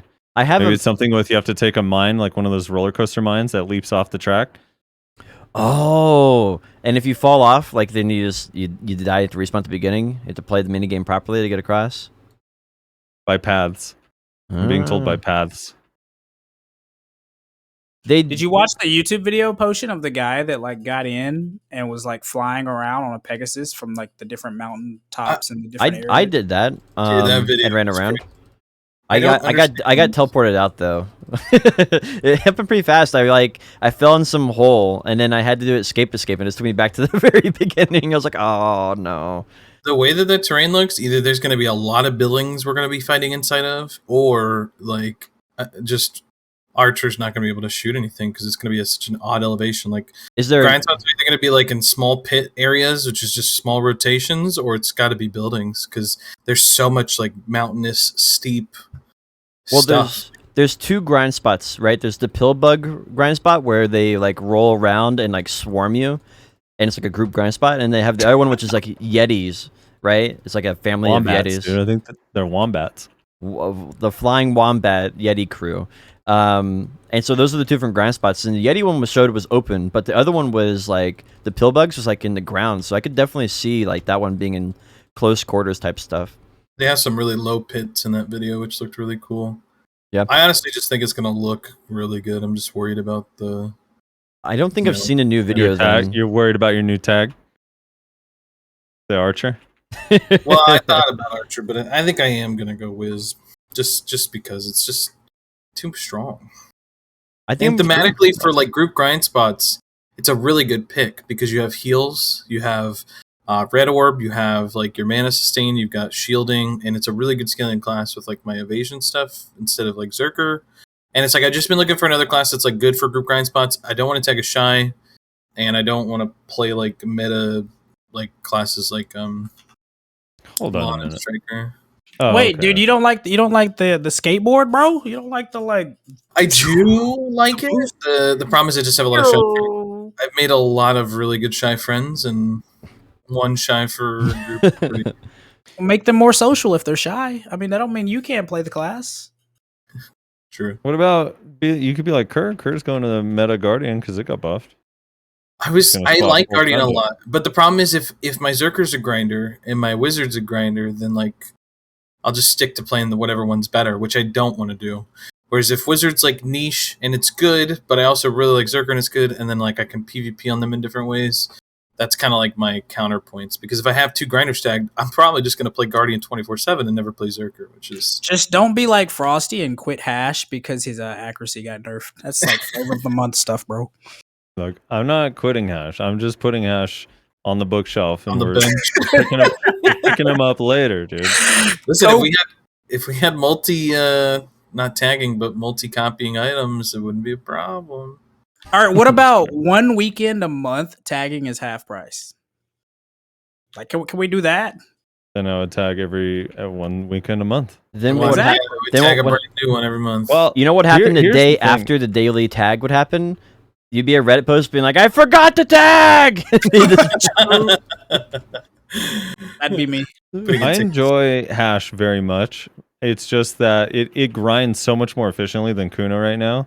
And Kuno is going to be better than it. Like, it's not, I don't even think it's going to be close. Like, Suck Kuno is going to be much better. So I can't justify really, and they kind of do the same thing in large scale, you know? So and I want to try out a bunch of different classes. So, you know, I'm kind of forced. My hand is forced. You playing Hashin Awakening? Yeah, I'll eventually come back to Hash, but, you know. I'm surprised you can deal with that class. Why? I can't stand using Descent or Owl's Breath in the Awakening. It drives me nuts. Every time I use them, I'm like, oh, I could be getting 20% more damage if I played Succession. Or whatever the damage buff is. It just drives me nuts. I can't help it but think about it every single time. Yeah, well, you don't really, I mean, for PvE, Descent, you're really just using for the tier 3 add-on. Yeah.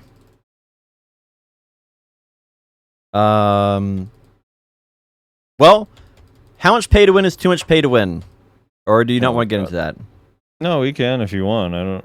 It doesn't be a long I'm conversation. kind of curious. I want, before we get to that, because we were kind of talking about the Calpheon Ball, do you guys think they're going to tease or announce this new data mined class at the ball?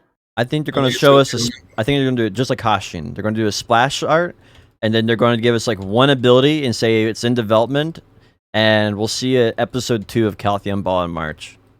Dude, how lame of a teaser was that, by the way? They showed absolute descent in that teaser. That was it. So many cooler skills you could show. Well, they weren't ready, all right? And that was the second one where that was the first time they showed us the whatever his The scimitar sword in the dirt, yeah. They could have I mean, even if they showed Al's breath, like that would have blown people away. The fact that tornadoes are being generated. Yeah. It showed like, I don't know. Yeah, because I mean, it's one of those things where like I know a lot of people are like, oh, it's just a data mine. That doesn't mean it's actually going to happen. Pretty much every single class data mine has happened. It's just been our expectations have been different. Like the OG data mine back in the day, male Sork, right? People were expecting a male Sork. But then we find out actually it was Sage all along, and they were like working on him over the years. Or like with the recent one, Nova, right? The Gauntlet Sword Scythe. It's like, okay, it makes sense now, but at the time, we Yeah. didn't really know what to expect when we saw Gauntlet Sword Scythe, right? What about Bear Doll?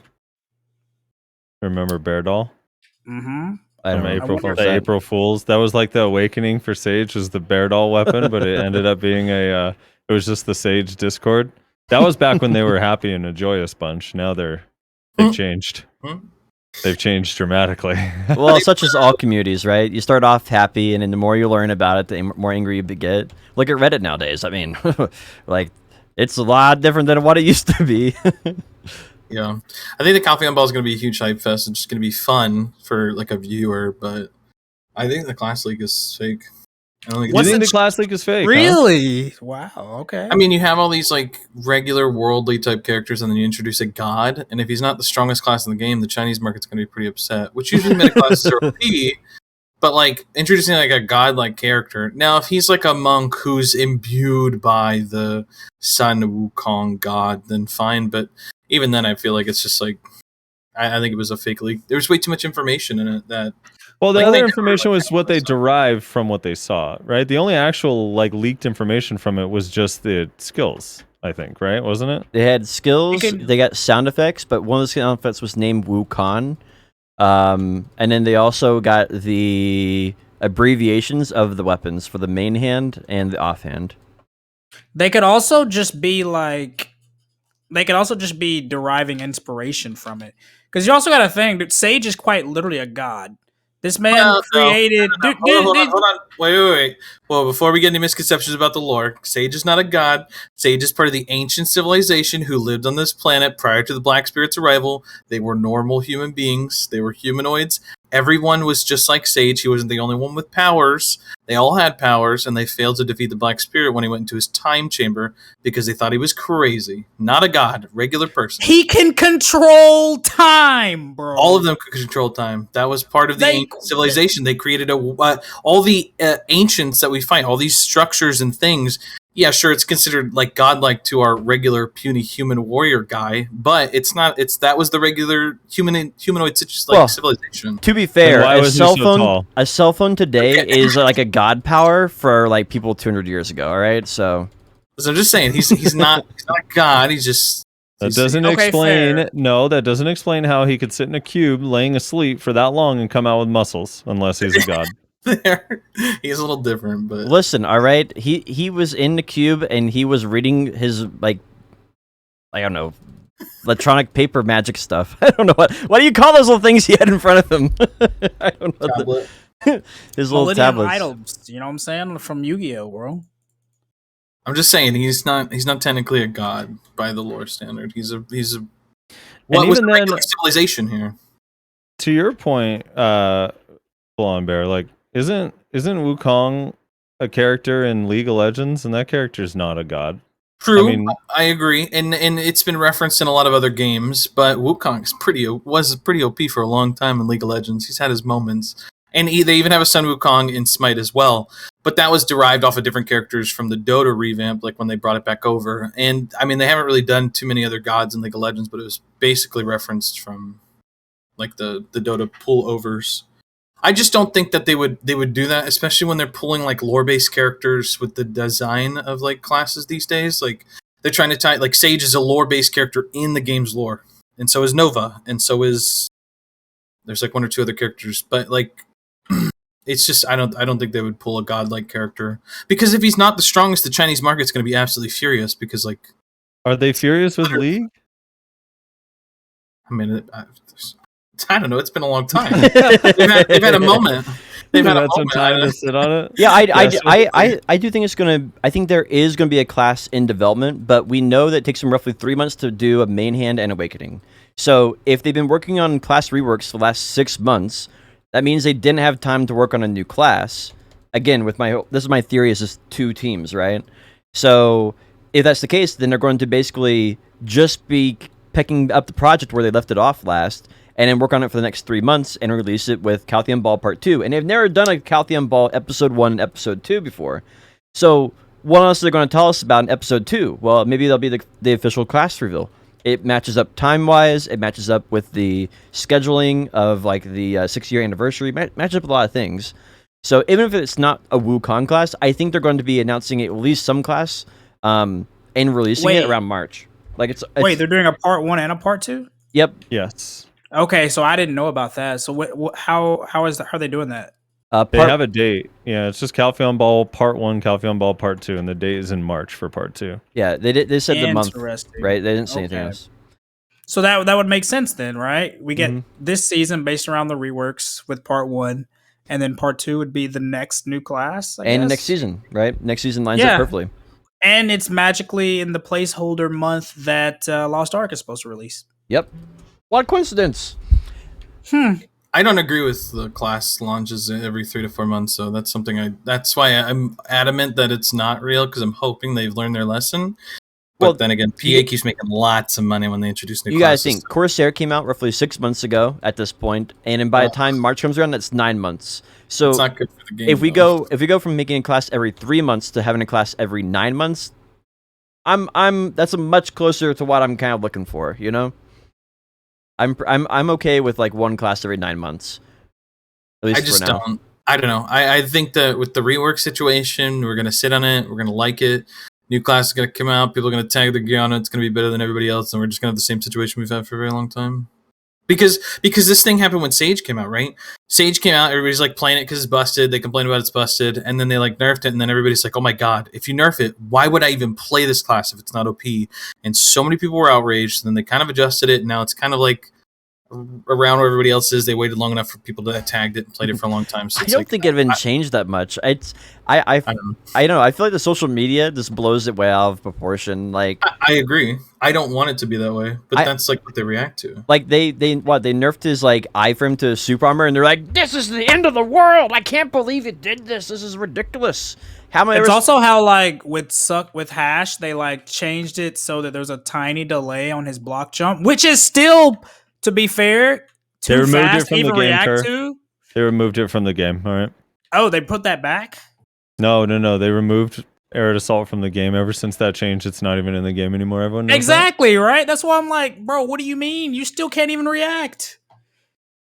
So yeah, I do think that people do kind of overreact to some changes to the classes. But that kind of shows that people weren't playing it because they liked it in the first place a lot of times. They just played it because, I guess, FOMO. I guess a good way to think about this, right, is if they had not put it in the patch notes, would people still complain about it? And the answer is no. They would never. 99% of people would not have realized it had changed unless they put it in patch notes. Yeah. If they introduced a pity mechanic and do a lot of things and just never said it, like people wouldn't even know, and they'd get the system they'd want, right? Wait, are you saying if they changed Sage but didn't put it in the notes? Yeah, I mean, like generally people derive their complaints from the patch notes, not from their personal experiences. Yeah, I mean that is true, but I'm gonna go out on a limb here and say if you made the changes without noting it, people would be 50,000 times more pissed off. Than yes, they've done that. They've done that to Valkyrie several times, where they don't put anything in the patch notes and they remove a super armor, right? And it's happened several times. And sure, there's a few Valkyrie people that are upset about that, but ultimately, did you see any like Reddit threads about it? Nope. There's also like 2 Valkyries left in the game. And no. There aren't near as many. Wait, what's the recent one? My point is not that they shouldn't put in patch notes. My point is that it's proof that people are getting outraged for the sake of being outraged rather than from their own personal experience, right? That's kind of my point there. Not to say that they shouldn't put in the patch notes, because I think they should put in the patch notes. But I think I think social media just blows everything out of proportion, right? Like Reddit is an echo chamber of negativity. Same for Twitter. And like, I don't know, it's like if I just played the class, like Sage felt the same the entire time you played it. Like it didn't really change. And unless you're like, I don't know, some PvP guru or something, and you played Sage only in PvP and it's the only reason you ever played Sage, then maybe you would notice those changes because they affected PvP quite a bit. But again, your average player doesn't do PvP even. I mean, I feel like you would notice going from near perma iframe to near perma super armor. Like, obviously, it's still good. It's still like near perma super armor is still really good. But you can. You know what? Even if you don't PvP, you notice that shit at Turos. Everyone knows that shit at Turos when you get CC'd by the mobs. Well, you don't get CC because it's super armor, right? Well, you would think, but the iframe felt more reliable in that regard. You could ask any Sage when they go to Turos, when they weren't getting CC'd before with Bolt, now they are. Well, maybe, I don't know. Definitely could be some coding errors with it. I do feel like a lot of times the desync doesn't line up properly. Yeah. I don't know what we're talking about. We already talked about that. By definition, that's what desync is. It doesn't line up properly. Yeah, I mean that can be fixed with. That's not like a class problem, right? That's a server issue or something else, or a coding issue. Olin Valley, we already talked about that. Yar, the Yar card game, it came out. Have you guys tried it at all? Yes. Yes. How good is it? It's very good. I like it. I enjoy it. Very, very enjoyable. The only thing I wish is that there was more. You could choose the amount of dice for the style of game. I don't like the fact that you are locked into playing an ultra card game with only the high dice, and if you want to play like the basics, you have to roll low dice. And it's part of like the mechanic, but like an NPC gets to play the better games that I can't even play with my friend, which I find kind of odd. I wish you could do more specific stuff like that, but me and some friends played it for like an hour or two. It was really fun. Have you guys been yard for spot yet? Yeah. I think that's the best thing that's come out of the entire thing is yard for spot. Every time someone says it to me, I feed them to mobs. Yar betting one. I'm kidding. I don't do that. Actually, no one's asked me. I do it all the time. It's okay. Yeah, it's fun. It would be really nice if you could make like 50 mil an hour playing it, though. You know what I mean? Get out of here! Gosh! I'm telling you, dude, it'd be really nice if I could spend a little bit of time, get some rewards. Listen, you know what they do? They do it perfectly in Final Fantasy XIV. A game that literally does almost everything correct, right? They have an entire gambling casino, bro. Not even just one game. They have an entire casino of gambling. And you know what your rewards you get for that? You get a unique currency that can only be spent there. Except PvP. On currency. Okay. That currency can be spent on cosmetics. All right. And so if you want those cosmetics, you can invest in doing the gambling game of your choice. And you can. So where's my currency and cosmetics? They need it in BDO. That's what I'm saying. They don't need silver. They need cosmetics. I want get a title that says Yartastic. Woohoo. I need actually that would be pretty good actually. But they need cosmetics you can earn for it, right? They need like a Yar mount where you can only get it from playing Yar, right? They need to get like I don't know what else would be a very cool thing, like a unique costume that you have to go get a certain amount of points for playing Yar. Like that's the type of things that they kind of need in BDO. You know, it's like they went as far as make a card game, but they didn't make the rewards worth it, right? And so the only reward you can get for playing Yar is you take a screenshot of getting 5 of the same kind and then uploading it onto the forums with a screenshot. And then you can get like some loot for the other Black Spirit dice game in your mail. Have you guys figured out what that wild card thing by your character portrait means? I have played a bunch with people and with NPCs, but that thing is never in the game. No, I have no idea. There's like some wild card thingy at the bottom, and it won't let me click it. They do need some cosmetic rewards though for Yar. You know what the dream is? Imagine I'm a brand new player. You want 150 mil an hour for playing Yar? Imagine I just queue up in Yar, make 150 mil an hour. I don't even have to go grind at Sulfur Mine. Ugh, that'd be the dream. That'd be so hype, dude. People love Yahtzee. I don't know why I can't make money playing Yahtzee. So there's some saying where if you argue with an idiot, they'll drag you down to their level and beat you up. And I feel like that's what's happened on this whole argument so far. I feel like I've been losing. I've been arguing a failing argument. It's gotten beat up. Something that sounds like a saying. I'm not sure exactly who's the idiot in there, but probably me for arguing in the first place. But no, dude, debate is fun. It is good. Now we're just poking fun. Yeah.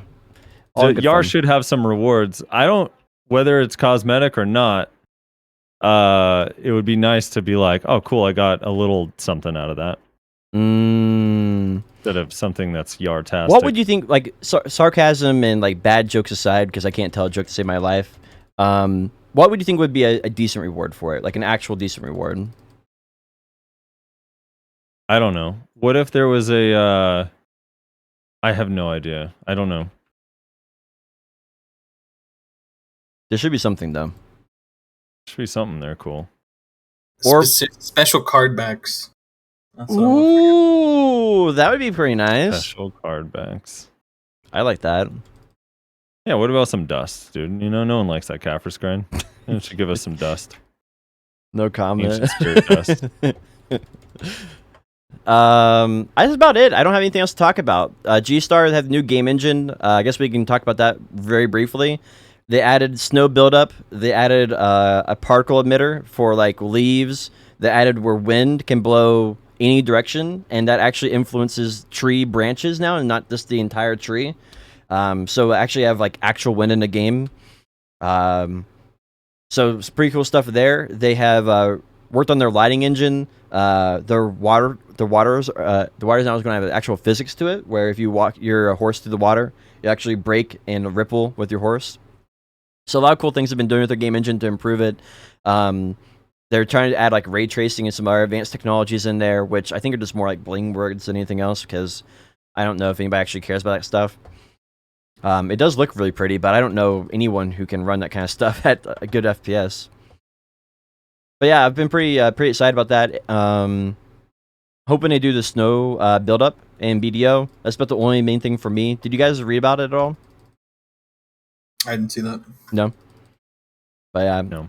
So looking forward to seeing if they add any of that stuff in BDO. They said that they want to add some of that stuff to BDO for their future content, and I think the snow region would be perfect for that. That's about it. Is there anything else you guys want to talk about? Nope. Not that I can think of. We have Arcade released. Talked about it all. What's BDO that? reworks. We have Caltheon Ball around the corner. Any predictions? Any crazy predictions for the Caltheon Ball that are unexpected?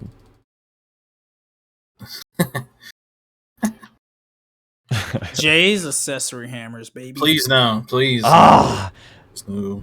Normal hammers, though. Let's just get normal hammers so I can buy no. Black Star from one of you RNG carried bastards.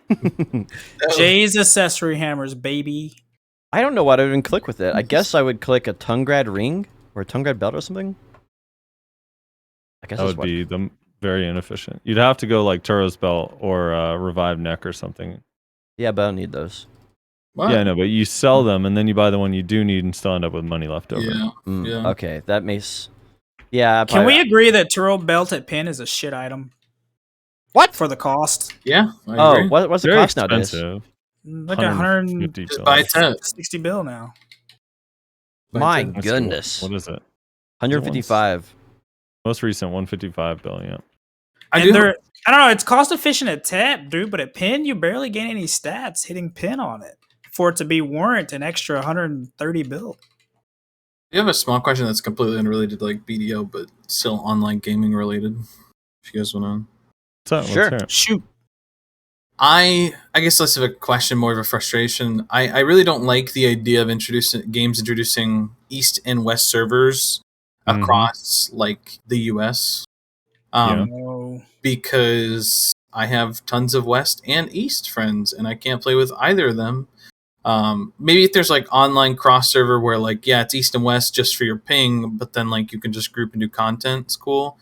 But like the upcoming Lost Ark release, it's really frustrating that a lot of my friends are just literally getting split between like sides of the coast. And it's like I play with Yeah. numerous amounts of people on both sides, and I don't know, just Yeah. frustrated Do you- because like Do you know, are they going to let us queue into dungeons and stuff with both servers? Because I don't know, because they don't. I don't think they have any East-West split in any other region. In I don't Lost Ark understand server. why they're even doing that, because like why don't just make it like BDO where just transfer whenever you want, right? Like I don't think like that would require some work technology wise, right? But I think that's the way you should do it, because it's not like it's an immersive game world where your immersion gets ruined when you swap channels or anything. I don't understand game design. I don't know. I play games, I don't make them, so I can't say for sure, but like I don't understand why you're like you have your ping with your local server, and then when you queue into a dungeon, it's on the server's basis of your information that you're receiving and plugging in. I know because of PvP, ping is really important, but even in Lost Ark, people play in Russia, and like, yeah, it's a little bit more crisp when you're playing in your local region, but like people with like it's like 100 ping or less or something like that is not even that effective, especially in a game like Lost Ark, from what people have told me. That it almost shouldn't even matter that they do split. And all it does is just create frustrations because I can't even roll the server that I want to with my friends. Why can't we just have fucking normalized servers in Texas or Chicago? You know what I want to know is why we need... Actually, wait, first of all, before I tell... Keep in mind that SoFrosty ping spikes to 14 ping, okay? So he doesn't understand us. 13 sometimes, and it's awful. 13 ping! Oh, like, wait. You can't even have an opinion on that. You can't even tell He's 13 one of ping. those, dude. I'm telling you. He don't understand. Here's the thing is...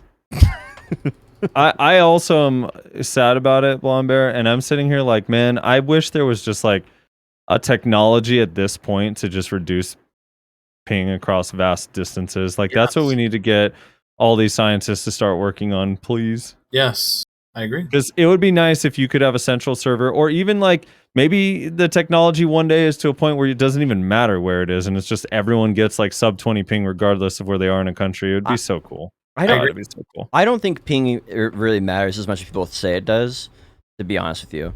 Because your average response time, if you see like your screen turn green and you have to click your mouse when it turns green, your average response time is like 160 milliseconds, right? So if you add an extra 20 ping on that, that's not really like a lot of time. And if you add an extra 60 on that, that's still not like a crazy amount of extra time.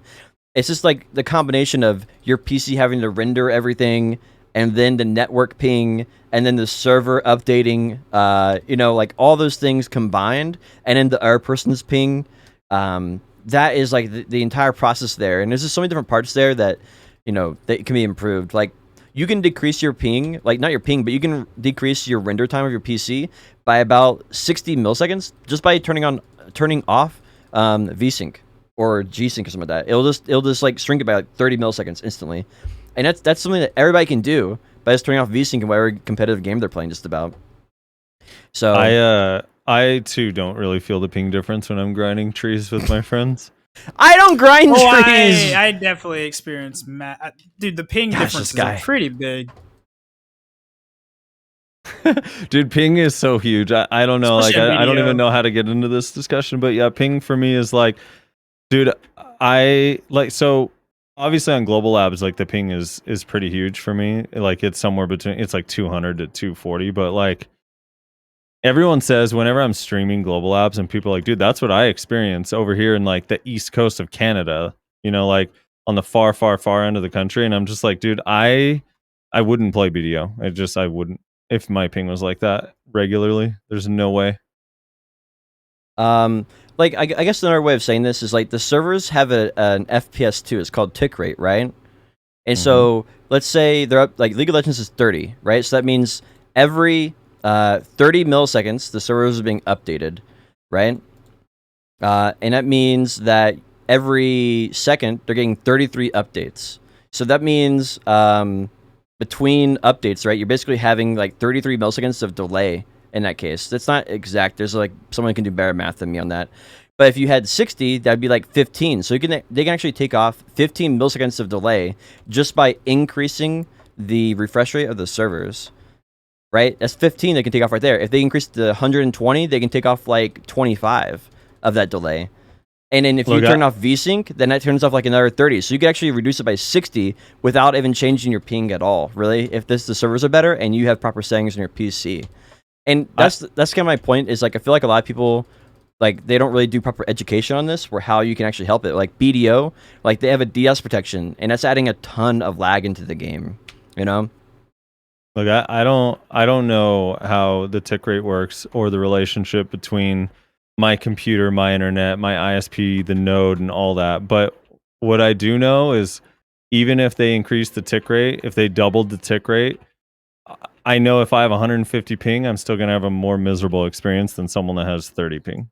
Sure. Yeah. BDO is quite literally unplayable for me if I don't have a tunneling service running. We need Big and Shiny. Apparently It is he knows quite about Tick. literally Let's get him in here. unplayable. We need to have him on. Maybe Multi knows. Multi Melter is genius and everything. Yeah, I'm dangerous enough to be dangerous to myself on these type of conversations, and not enough to actually explain it properly. So, I do think it's a problem, right? And for BDO, it's like there's like a full second delay, right? I grab somebody, and then all of a sudden they're ungrabbed, and then they're grabbed on their screen, but they're not grabbed on my screen, and it's just a mess, right? I don't know. It's like, for me, that's like one of the main reasons why I don't enjoy BDO's PvP, because a lot of times I win or lose a fight, just because, not because of my gear or my skill level, but just because someone teleports, right? Or they like a Nova will travel halfway across the screen and CC me before I can get close or react in time. Bear, would you be I don't know how impactful or how vast the open world part of Lost Ark is, but if you could queue up for PvP in both regions, like if you wanted to, like maybe it popped up a message that was like, hey, by the way, you're connecting to an Eastern server, you're gonna have a little bit higher ping. Or if you could queue up in both regions for like dungeons and stuff, then is it fine? Are you okay with the multiple regions? I would not. Yeah, if as long as I can, even if I can't see my friends in the game, because like the open world stuff is like not as prevalent as the dungeons and the actual queuing up in the mode. Mm-hmm. As long as I can get in a party and then we can queue up together, then like I'm okay with that, because that's how World of Warcraft worked, right? You would eventually they made it so that like basically you'd get invited to their server and then you would like zone into their version of their server depending on who was the party leader and whatnot, depending on who had the more populated server, and that would work. But even if they don't have a system like that, just a system where we can queue into the thing together and do the actual instanced content together. Anything to play with my friends is what I want, because I don't want to have to feel like I'm East and I have to tag West because all my friends are West and I have to deal with ping issues. Fine, but like I don't want my friends on West quitting and now I can't play with anybody on East and now I'm screwed and I have to remake my whole account. Like that's my worst nightmare is friends that say they're dedicated don't dedicate, and then all my East friends are like, "Man, where are you at?" And I'm like, I got all my Makoko seeds already. I'm not doing that grind again. I can't re-roll, dude. I'm stuck over here on West, and like that's my nightmare. Yeah, that's why you never trust MMO players when they tell you that that is their new main game. Honestly, you should never, because most people are probably just FOMOing. So you usually pick, like, unless you really, really know the people, you usually pick the server that's best for you, honestly. I'm literally trying to work up the argument to tell my friends, hey, guys, I know you're West, but we're rolling East. Like, you guys got to come to me, because... Hit them with, listen, all right, look, chances are you won't be playing this game for as long as I am, and if I go with you, I fuck myself over. Because that's what they did to me with New World. Like, yeah, we're gonna play, and then the servers got locked out because they didn't make a character the moment servers open. So then they all rolled on a new server, and I never got to play with any of my friends. Same thing happened with the Arcade relaunch. All my friends, half of them didn't log in day one. They went to a completely different server, and I got screwed sitting on a West server because I'm East, because I'm an idiot, because I trusted my friends. And it's like, dude, I feel like it's gonna happen again. I only have 1 or 2 reliable East friends that are gonna. Bro, we played together. True, but like. Just there's other like so many. I have like 20 different friend groups. I'm trying to like sync everything together. I mean, like I have a lot of old Snake friends that like I went with them with New World and everything, and like I had a lot of fun. But ultimately, I couldn't play the game because my time zone sucks. But honestly, for my friend group, it's really simple, right? Sometimes I might have to start using my toes to count them all. Like it's pretty straightforward. Honestly, dude, there's no shot that Lost Ark servers aren't going to have 20, 30, 40k queues, if not more, to be honest. Like the queues are going to be, the launch queues are probably going to be pretty crazy. So if you're not getting in early, I think it's going to cause a decent bit of like divide in friend groups, because they've been doing this thing on these new games where it's like, oh, you didn't get in with your friends, but you still want to play the game, right? All right, here's a bunch of brand new servers, come and join them. And I'm like, dude, do I even take off the days off work? Because if my friends aren't going to be sitting there eating some like 5 a.m. food while they're waiting for the servers to go live like I am, like I sit there hours beforehand ready to go just in case they open up live early. So when New World came up live early, I'm like, all right, awesome, logging in. I was the first one in, and oh my god! And then none of my friends rolled with me, and I was like, it ruined my whole experience. And Arcade did the same thing with Arcade, and I was just like, I just feel bad because just the situation sucks because the game devs are just making systems that sure benefit them for the moment, but it hurts me, the player, in the long run. Just, I'm in the same boat, man. Like half my friend group's going to be East, half is going to be West, and it actually kind of sucks. It just baffles my mind that they haven't come up with a solution. Like BDO, for all its problems, got that right off the beginning, right? You can change to any channel you want to do. You can start any channel you want to go on. There were servers early on, though. Remember? Sure. Yeah. We Warwick and Eden. Yeah, but that was quick. We knew those were going to merge because they merged in Korea. That wasn't even a long-term issue. I just think that especially because ping isn't a massive thing in Lost Ark. Sorry, from what I've talked to people about, it's not as big of a deal. You can have a lot of ping and it still be effective in the game. Unless you're obviously hundreds of ping high. But if they had a centralized server, it wouldn't be much of an issue from what people described to me. So it's that's what makes me wonder. It's why wouldn't they just do a mass server and just make a bunch of mini servers that are collected together? Well, and that's what's so disappointing to me is I think they could have, I think it's mainly because where the Amazon servers are located, right? They probably just don't have a lot available in Chicago or Texas or something. Probably their cheap servers that no one's using are in the East and the West, right? It just feels bad. That's just, It does. I think they need to have a reorganization of the game where you can just change channels whenever you want or change servers whenever you want, and that would be an easy long-term solution when they can implement that. Because then you can just change over from East to West whenever you want. I don't know. I feel like it's pretty impossible that Amazon can't get the resources to have servers wherever they want in the world. I guess it depends on how much control are they going to have over their Korean overlords. I guess right? It's not about they can't have servers wherever they want, but they have to the Amazon servers aren't set up in a way for games. They're set up for people who want to host websites and stuff like that, right? And where they want those to be from.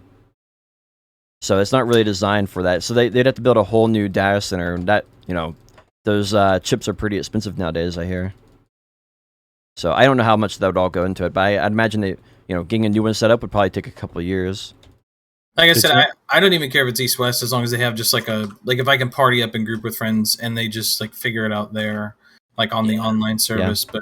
But that's just my opinion. Because they did a 3v3 tournament during the beta for Lost Ark that we just recently had, and the people that won the tournament, they were from Russia. They were playing from Russia. They were Russian players that won the tournament. So that's awesome. You can definitely make it work with ping. They're so desync you can't catch them. Though I don't know, but I guess once they add a server transfer, wouldn't that just be fine, right? If they do, the problem is they did New World originally state in their main tweets that they were going to be able to do cross server or whatever, and then they were like, nope, actually we can't do that. Sorry, and then that screwed a lot of people over. It's if they promise something like that, it's they'd have to guarantee it, and then the guarantee could still be fallen out of. You can transfer in New World to other servers. They made it where you can region, right? But not if you're in if you went you can do it across region, I believe. I know you can do East Coast to West Coast. I know you can do that for sure. Yeah. I think you can do it from any region of the game to any other region. Yeah, but even just missing that launch part of the game with your friends feels. That's true. The first week is definitely the most important, for sure. Because that's all the hype, right? All the hype is in that first week. You do that hardcore grind. You're just I gotta get in there. All your buddies are pushing. You're I'm gonna get a Coca step for another 3 hours. I'm gonna order a pizza. I thought I was gonna be busy working that week because of my schedule, and I just looked at for what the supposed the 31st of March. No. The January 17th date. I looked at that week and I was I thought I was working most of that week, but I actually have the whole week off for 1 or 2 days. So if it does release or gets announced to release during that time, I'm going to have a 7-day streak of just going hard. Nice. Yeah. Because I wasn't able to get time off for New World. So I only got to play a few days before I went back to work. Yeah, daily New World is going to be pretty big. Through the dailies. The launch of New World was so fun, dude. I got to sit with so many friends. Everybody's running around. People are trying to talk about what's efficient, what's not efficient. Because I didn't look up anything. All the people that were playing the betas were the ones that didn't get in, and the people that didn't play the betas were the ones going through the new zone. And like they're like, "Oh, you got to follow this Reddit guide for the leveling," and I'm just like, "Okay." Oh my gosh! Like kill a boar. Okay, chop down a tree. Get 5 flint. Okay, walk this way. It's just- Lost Ark also doesn't have a AFK kick timer thing. no, I accidentally left my stuff on, and it just. Yeah, I didn't I log was out. still in like 8 time. hours later in the same spot. Didn't even like put a soft load screen on it. Just I was just standing there. So, like, wow. All right. Yeah, Probably gonna actually, fix I wish you were like that. It makes it. I feel like it's so cool when you just walk into your room and your game's just like sitting there ready to go, and you're just like, oh yeah, I like that feeling. You're gonna like eat some dinner and come back. You just leave it on for 30 minutes. Yeah. What classes are you guys playing in Lost Ark? Berserker. I actually probably will play it off stream, so probably won't be playing it too much. But I was looking forward to the Arcanist, but it's not coming out, so I don't really know what I'm going to play. Maybe Paladin. I kind of like the Paladin playstyle a little bit. Paladin was my first choice, and then I tried him the first beta, and I was like, "This is cool." Then I played Berserker the second beta. I was like, "Oh, there's no way I'm going Paladin. I am definitely going Berserker. This is just." Whew, Is that one of the assassin classes, right? No, he's the big fat sword dude. Oh, I'm gonna play Destroyer when that guy comes out because the big fat hammer, big fat sword. Oh my god, I'm just like in the costumes. I'm just like, oh my god, it looks so good. Well, I was going to play Summoner. 'Cause Oh, I enjoy that class. No. no. But they baited and switched and was like, hey, okay, here, you can have Sword, but you aren't going to be able to get Summoner. It's like, but we just had... So yeah, I don't know. Who knows? Maybe Soul Master? I see. Yeah, I really want to play Reaper. That one's not coming out. I really want to play Arcana. That one's not coming out. So I don't know. I also want to play the Scouter, and that one's also not coming out. So I don't know, man. I don't know what I'm gonna play. I just like have to improvise. I like Maybe I'll it play a to- support class until my class of choice comes out. What do you guys think about the assassin classes? I think they look too cool, but I don't want to play them because they feel like the wizard and witch of Lost Ark. They're freaking insane. Yeah. The chick with the 3 blades is fucking so Looks strong. really cool. Yeah. I think the classes, The demon stuff was Maybe. pretty like it felt really impactful though, turning into a demon and doing like the massive hits and stuff. yeah. I don't know what the long term end game type stuff is, but from what I've seen, every time I see like a video of these raids, they look so many levels of complicated that it's just like, oh my god, I feel like I'm gonna be wiping on these fights for a while, and it's like that's kind of crazy. But I'm very curious if it like is just gonna ramp up to that difficulty as you play through the story and like the preliminary stuff, or is it like literally just gonna go balls to the wall? Like you just got to get used to it just being 200% mode. Because some of these fights, like the end game raid fights, I'm looking at videos and I'm just like, this. I'm not even seeing what the guy's describing as like stuff to move out of. I'm like, oh my god, but Well, I don't know what it's like, but I'm really All the way up until you get your ultimate is the tutorial. Literally anything that happens before that is actually true. all just a really long tutorial. well, and one of the cool things is they kind of ease you into it. Like, we're talking about BDO where they throw you in and you're sitting at a brick wall, and that's what we don't really like is you run that big brick wall.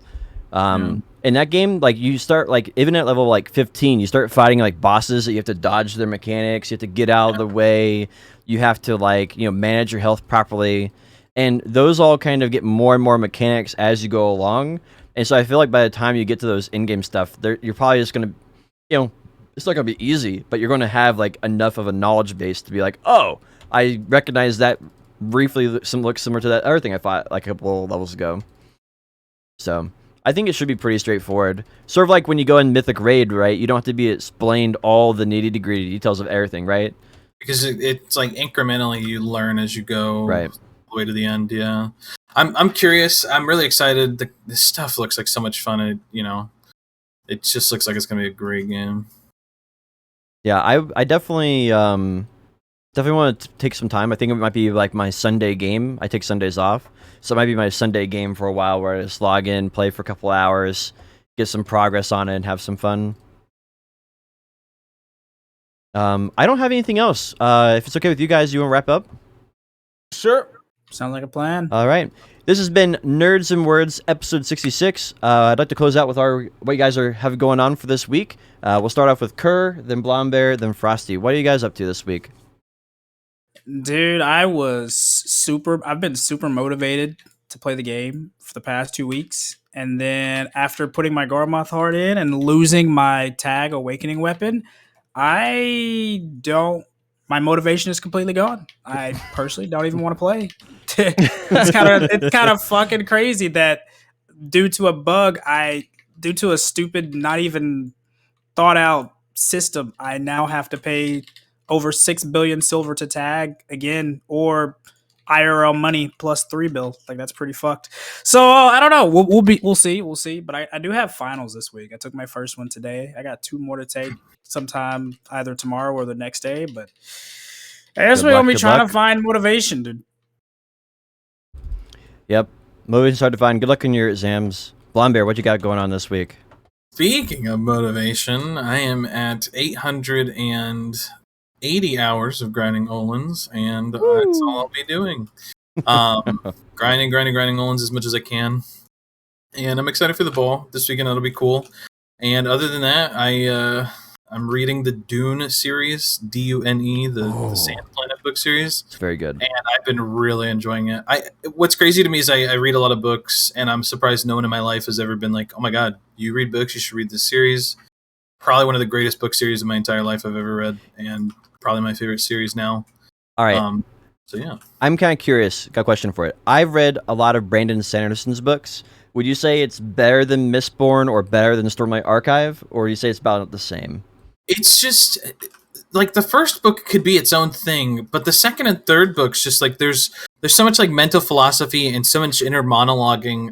I don't know how to describe it. I mean, I'm in love with the way he writes the books, but it's just there's so much like mental philosophical stuff, and there's so many tie-ins to like similar politics in like the US today. It's just so crazy that like I'm reading stuff that is just like so mentally like aware. And this is written in the 60s, right?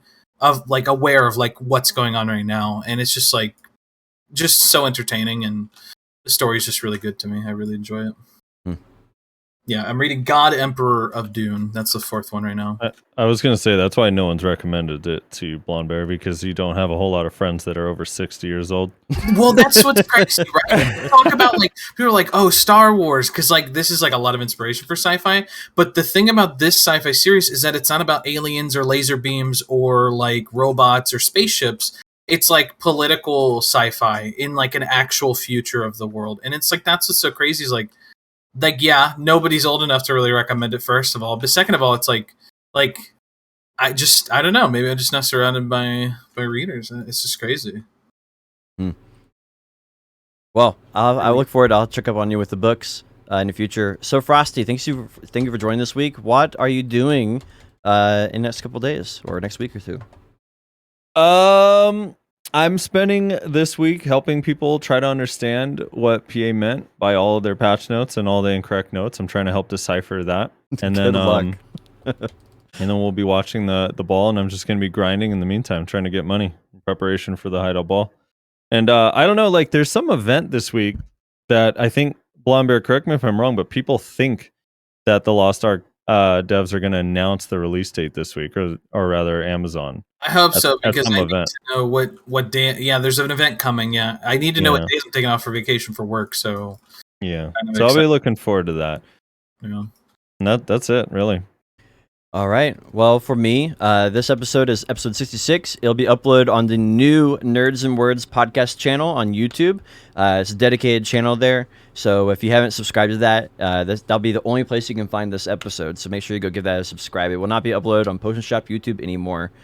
As far as me, I'll be making a summary video of the Caltheon Ball.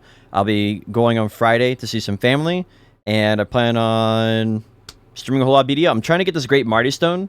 I've been here. I've gotten 3 potion pieces raw drop, and I have 103 pity pieces right now in my inventory.